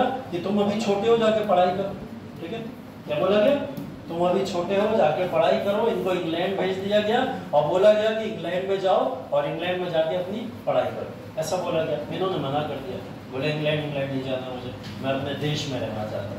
अपने देश में, भले से मैं यहाँ का शासक रहूँ चाहे ना रहूँ, मैं अपने देश में रहना चाहता हूँ। तो बोले ठीक है, देश में रहो। कहाँ भेज दिया इनको? कानपुर। कहाँ भेज दिया? कानपुर। कानपुर में जगह सुनी होगी, बिठूर, ठीक है, रिलीजियस प्लेस, ठीक है। बिठूर एक जगह है, वहाँ पे इनको भेज दिया गया और ये वहीं पे रहा करते थे। इनका साम्राज्य का विस्तार खत्म और साम्राज्य के विस्तार के बाद में नॉर्मल ह्यूमन की तरह बिठूर में अपना जीवन इन्होंने व्यतीत किया। क्यों भेज दिया बिठूर? इसके पीछे भी कारण होगा, ठीक है। पहले तो इंग्लैंड भेज रहे थे, लेकिन इंग्लैंड की जगह बिठूर ही क्यों भेजा? भाई महाराष्ट्र में भी तो रख सकते थे, महाराष्ट्र में भी तो रख सकते थे। बोलते महाराष्ट्र में रहो, बस तुम्हारा साम्राज्य से खत्म कर रहे हैं, बाकी हम रूल करें। क्यों भेज दिया? ये शासकों को रंगून क्यों भेज देते थे? अंग्रेज शासकों को रंगून भेज देते थे, या तो उनकी टेरिटरी से उनको घोषित करके कहीं और भेज दिया करते थे, लेकिन वहीं नहीं रखा करते थे। हाँ एग्जैक्टली, जो जनता है, जो ऑडियंस है, उसके बीच में एक सिंपैथी ना क्रिएट हो जाए कि ये व्यक्ति हमें इतने समय से लीड कर रहा था, ये हमेशा से हमारे राजा रहे हैं, हमेशा से हम इनको मानते चले आए हैं। तो जनता क्या करती? थोड़े समय बाद उनकी लीडरशिप में विद्रोह कर देती, ठीक है। और वो विद्रोह अंग्रेजों को भारी पड़ जाता है यहाँ पे। तो अंग्रेज क्या करते थे? ऐसी जगह उठा के उनको रख दिया करते थे जहाँ पे मराठों का दूर से लेकर दूर तक कोई लेना देना नहीं था। बिठूर इलाका ब्राह्मण का पूरा इलाका है, ब्राह्मण बसा करते हैं, पूजा पाठ वाला इलाका है पूरी तरीके से। अब वहाँ के लोग हिंसा या फिर वॉर या फिर ऐसी चीजों से दूर रहेंगे, पूजा प्रार्थना करो अगर वहाँ पे आपको जाना है। तो वहाँ पे इनको भेज दिया गया और वहाँ भेजने के बाद वहाँ की जनता को कोई किसी तरीके का कोई स्नेह प्यार दुलार होगा क्या इनसे? नहीं होगा। वो तो भाई महाराष्ट्र की जनता को होगा ना, वो पागल होगी इनके लिए, ठीक है। तो इस वजह से क्या करते थे, ये इस तरीके से देश निकाला करके दूसरी जगह भेज दिया करते थे। तो फिलहाल यहाँ पे ये खत्म हो गई बात। और मराठा का तीसरा वाला वॉर ऐसे ही खत्म हो गया 17 से 18, कोई संधि नहीं हुई। लेकिन पेशवा बाजीराव सेकंड यहाँ पे हार जाते हैं और हारने के बाद में उनको बिठूर भेज दिया जाता है, ठीक है। खत्म बात। मराठास के बारे में और डिटेल में डिस्कशन हम लोग कभी मेडिवल हिस्ट्री में करेंगे, ठीक है। उसके बारे में क्रोनोलॉजिकल ऑर्डर उनका समझने की कोशिश करेंगे, ठीक। हाँ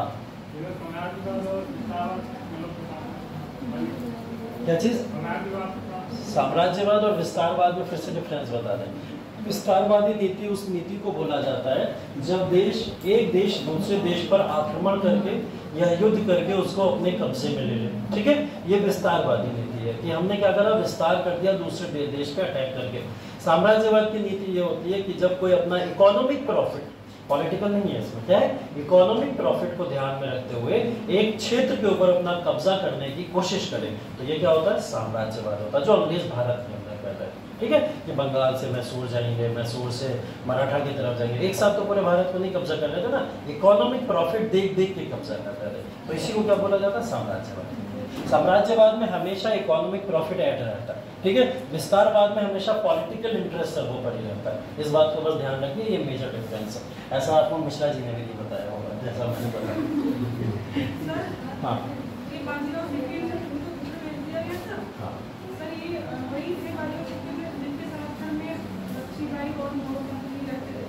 हाँ हाँ हाँ हाँ हाँ हाँ, वही है, बिल्कुल सही, वही।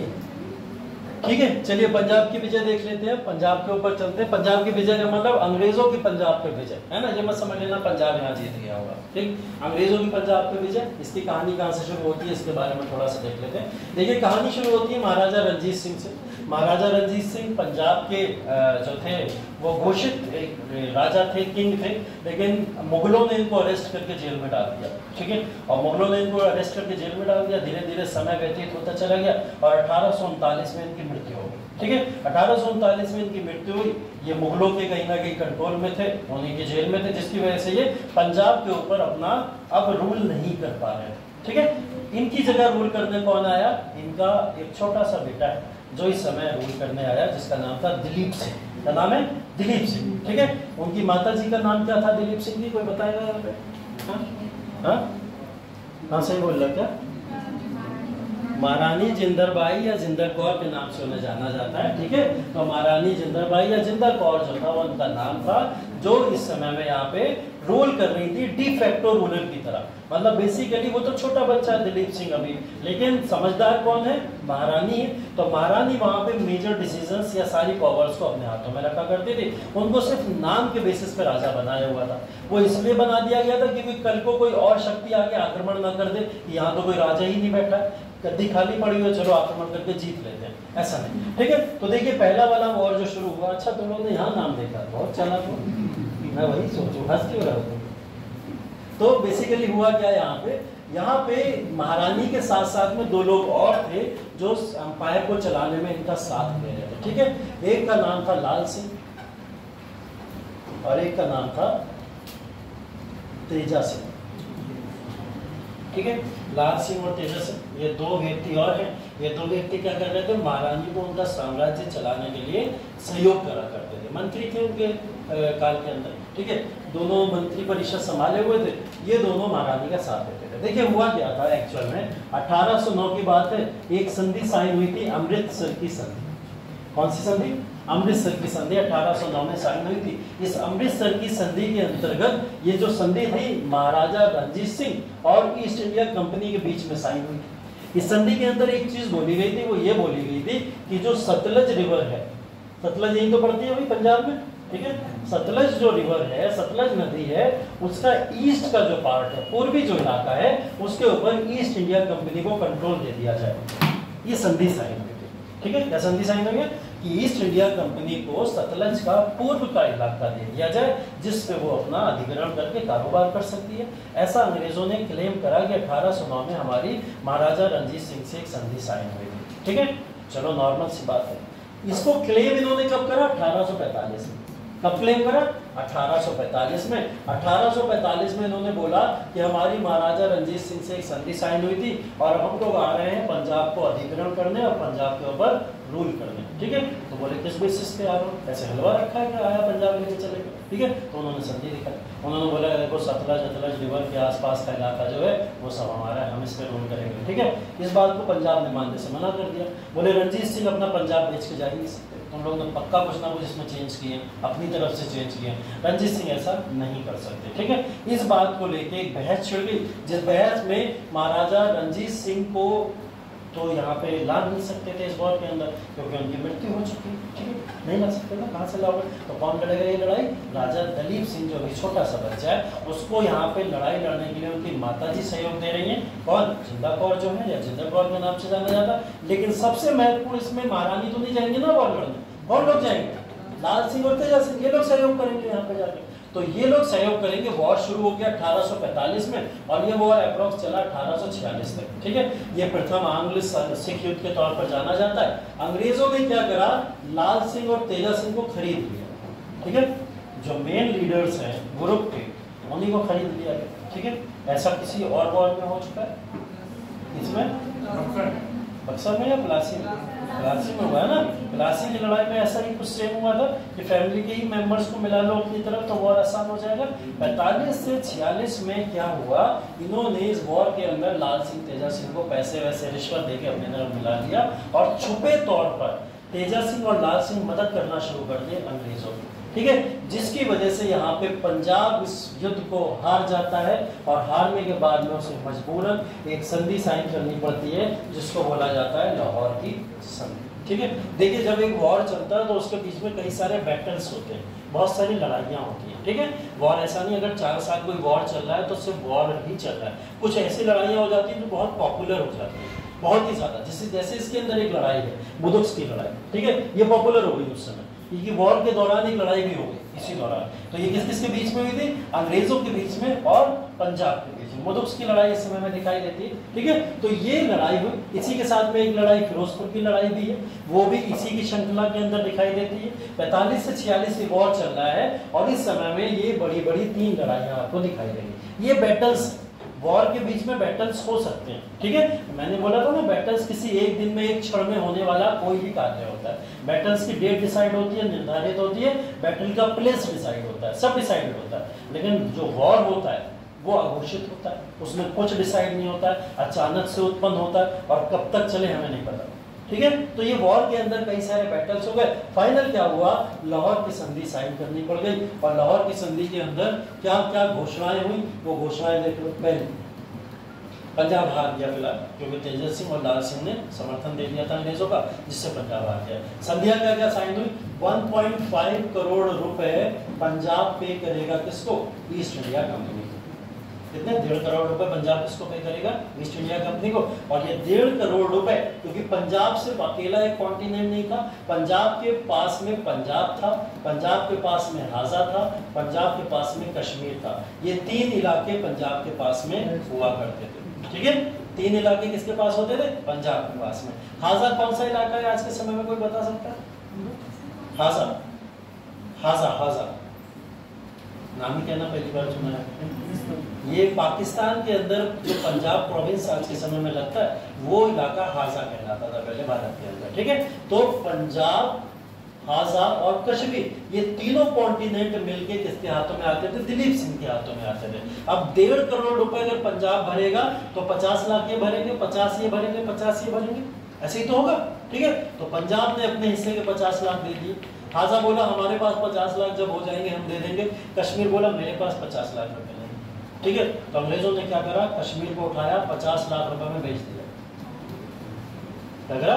कश्मीर को उठाया, 50 लाख रुपए बेच दिया। उन्हें तो 50 लाख रुपया चाहिए, तो उन्होंने क्या करा? कश्मीर को बेच के 50 लाख रुपया अपने कब्जे में कर लिया। मतलब दिलीप सिंह के हाथों से कश्मीर चला गया यहाँ से। और कश्मीर किसके हाथों में गया होगा? किसी को पता है किसको बेचा गया था कश्मीर? गुलाब सिंह डोगरा, नाम याद रखिए, बहुत इंपॉर्टेंट नाम है। अंग्रेजों ने कश्मीर किसको बेच दिया था? गुलाब सिंह डोगरा, जो डोगरा कम्युनिटी या डोगरा समुदाय से आते थे, जिनकी बात हरि सिंह के दौरान तक हमने की थी। जब हम लोग पोस्ट इंडिपेंडेंस पढ़ रहे थे तो मैंने बताया था हरि सिंह ने साइन करे थे जवाहरलाल नेहरू के साथ में संधि की, कश्मीर ले लो भाई, है ना, वो वाली बात हम लोग करे थे। तो वो डोगरा कम्युनिटी कहीं ना कहीं तब तक चली आई। गुलाब सिंह डोगरा ने इसको खरीद लिया 50 लाख रुपए में। एक तो कश्मीर का मुद्दा यहाँ से क्रिएट हो गया जो पंजाब के वॉर के बाद में हुआ। इसके साथ में दूसरी संधि यहाँ पे साइन हुई। उस संधि के तहत ये बोला गया कि सतलज और ब्यास, इन दोनों रिवर्स के जो बीच का एरिया है वो सारा किसको मिल जाएगा? ईस्ट इंडिया कंपनी को, ठीक है। अभी स्पेक्ट्रम में जाके पढ़ोगे, वहां पे लिखा हुआ है दक्षिणी भाग जो है सतलज रिवर का, वो अंग्रेज अपने कब्जे में ले लिए थे, ठीक है। क्या लिखा हुआ है? दक्षिणी भाग जो है वो ले लिए थे। यूपीएससी ने क्वेश्चन पता क्या पूछा था? यूपीएससी ने यही स्टेटमेंट दिया था कि सतलज और ब्यास का एरिया अंग्रेजों ने पंजाब से ले लिया था। अब जो स्पेक्ट्रम पढ़ के गए थे वो कंफ्यूज हो गए, उन्होंने बोला वहां तो लिखा हुआ है दक्षिणी भाग सतलज रिवर का, ठीक है, वो लिखा हुआ है, तो वो वहां कंफ्यूज हो गए। लेकिन सतलज के दक्षिणी भाग में जब नीचे जाओगे तो वहां ब्यासी रिवर तो आती है, ठीक है। तभी मैंने यहाँ पे लिख दिया मिड पार्ट ऑफ सतलज और ब्यास रिवर। तो सतलज और ब्यास का कब्जा किसके हाथों में आ गया? सीधा सीधा अंग्रेजों के हाथों में चला है, ठीक है। और सतलज के साथ साथ में ये हुआ कि पंजाब के अंदर अब अपनी सारी आर्मी कौन रखेगा? अंग्रेज रख देंगे। ईस्ट इंडिया कंपनी अपनी आर्मी कहाँ रखेगा? पंजाब के अंदर रखेगा, और पंजाब में ईस्ट इंडिया कंपनी की आर्मी को रखा जाएगा। ये बात हो गई। इसके अलावा ये भी बात हो गई, अगर पंजाब किसी तरीके के कोई वॉर में इंटरफेयर करता है या किसी के साथ कोई भी वॉर लड़ता है तो उसको पहले आके अंग्रेजों से परमिशन लेनी पड़ेगी, तब आके कोई वॉर लड़ेगा। या अपना कोई भी उत्तराधिकारी नियुक्त करता है तो नियुक्त करने के लिए भी उसे क्या करना पड़ेगा? अंग्रेजों से परमिशन लेनी पड़ेगी। ये सब कौन सी संधि में साइन हो रहा है? लाहौर की संधि के अंतर्गत ये सब साइन हुआ, ठीक है। चलो बात हो गई यहाँ खत्म। लेकिन ये बात और आगे इसलिए बढ़ गई क्योंकि अंग्रेज तो चाहते थे पंजाब के ऊपर पूरी तरीके से कब्जा करना चाहते थे ना। उन्हें कोई मतलब नहीं था कि यहाँ पर किसी भी तरीके से जीते या हारे। तो यहाँ से क्या हुआ, देखते सिख युद्ध शुरू हो गया जो 48 से 49 के दौरान चला। इन्होंने आरोप लगाया पंजाब के ऊपर कि हमने इनसे मांगा था सतलज और ब्यास का एरिया और ये हमें नहीं दे रहे हैं। हालांकि दे चुके थे, दलीप सिंह दे चुके थे, लेकिन दुनिया को भी तो दिखाना है कारण कि देखो हम इसलिए युद्ध लड़ रहे हैं। तो इन्होंने कारण क्या दिखाया, इन्होंने लाहौर की संधि का उल्लंघन किया और उल्लंघन कहते हुए इन्होंने क्या करा, दूसरा युद्ध अनाउंस कर दिया। और दूसरा युद्ध अनाउंस हुआ। अनाउंस होने के बाद ये भी युद्ध 1 साल चला 48 से 49 तक। इस युद्ध में भी तेजा सिंह और लाल सिंह ने किसको सहयोग करा, अंग्रेजों को सहयोग करा। अब खुले तौर पर सहयोग कर दिया, तब छुप के सहयोग कर रहे थे, ठीक है। और इस युद्ध में भी कौन हार गया, यहाँ पे दलीप सिंह हार गए। दलीप सिंह को हारने के बाद में इंग्लैंड भेज दिया गया हायर स्टडीज के लिए। उनसे बोला गया कि जाओ इंग्लैंड, और इंग्लैंड में भेजने के बाद वो अपनी उच्च शिक्षा प्राप्त करेंगे और जिसके साथ में ये सेकंड वाला वॉर खत्म हो गया। क्या यहाँ पे कोई संधि होगी, नहीं होगी ना, एनेक्स हो गया ना पंजाब। तो जब पंजाब एनेक्स हो गया तो संधि किस तरीके की और कैसी संधि, तो यहाँ संधि बंदी कुछ नहीं। यहाँ हो गई पंजाब की लड़ाइयाँ खत्म। एक क्लास में मैसूर, मराठा और पंजाब तीनों चीज़ें बता दी मैंने आपको। अब जिम्मेदारी आपकी है कि इसको जाके अच्छे से रिवाइज कर लेना, ठीक है। नोट्स सबके पास हैं, ये वाले सारे नोट्स हैं सबके पास में। जब मैं आपको मॉडर्न हिस्ट्री के नोट्स भेज चुका हूँ, ठीक है, सारे मॉडर्न हिस्ट्री के नोट्स मैंने भेज दिए थे जिसमें कंपाइलेशन है पूरा। वहाँ जाके आप देखोगे तो आपको ये सब मिल जाएगा। उसको जाके वहाँ से पढ़िए, रिवाइज करिएगा अच्छे से कायदे से, क्योंकि अभी होने वाले टेस्ट में या आने वाले एग्जाम्स में सब में इससे क्वेश्चन ज़रूर ज़रूर ज़रूर आएंगे। और यहाँ से क्वेश्चन हमेशा आते हैं, बोर्ड से क्वेश्चन हमेशा आते हैं, ठीक है। क्वेश्चन लिख लो,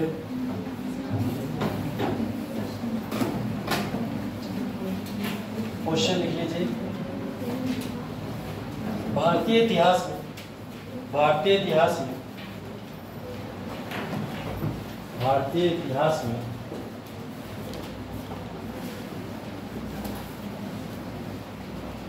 मैसूर, भारतीय इतिहास में मैसूर, मराठा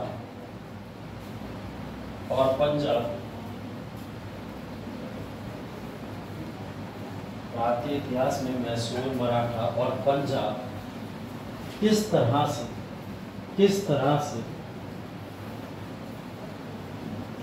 से अंग्रेजों को संपूर्ण भारत का विजेता घोषित करता है, संपूर्ण भारत का विजेता घोषित करता है।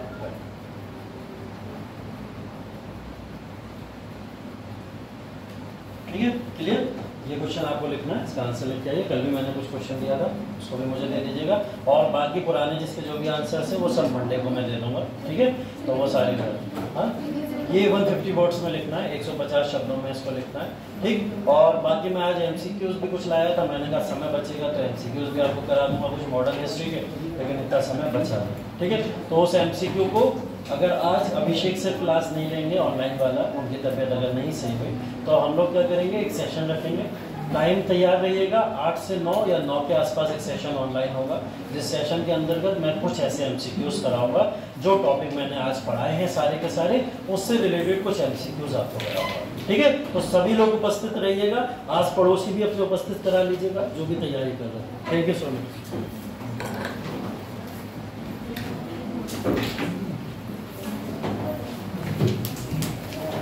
आंसर दे रहा है कोई?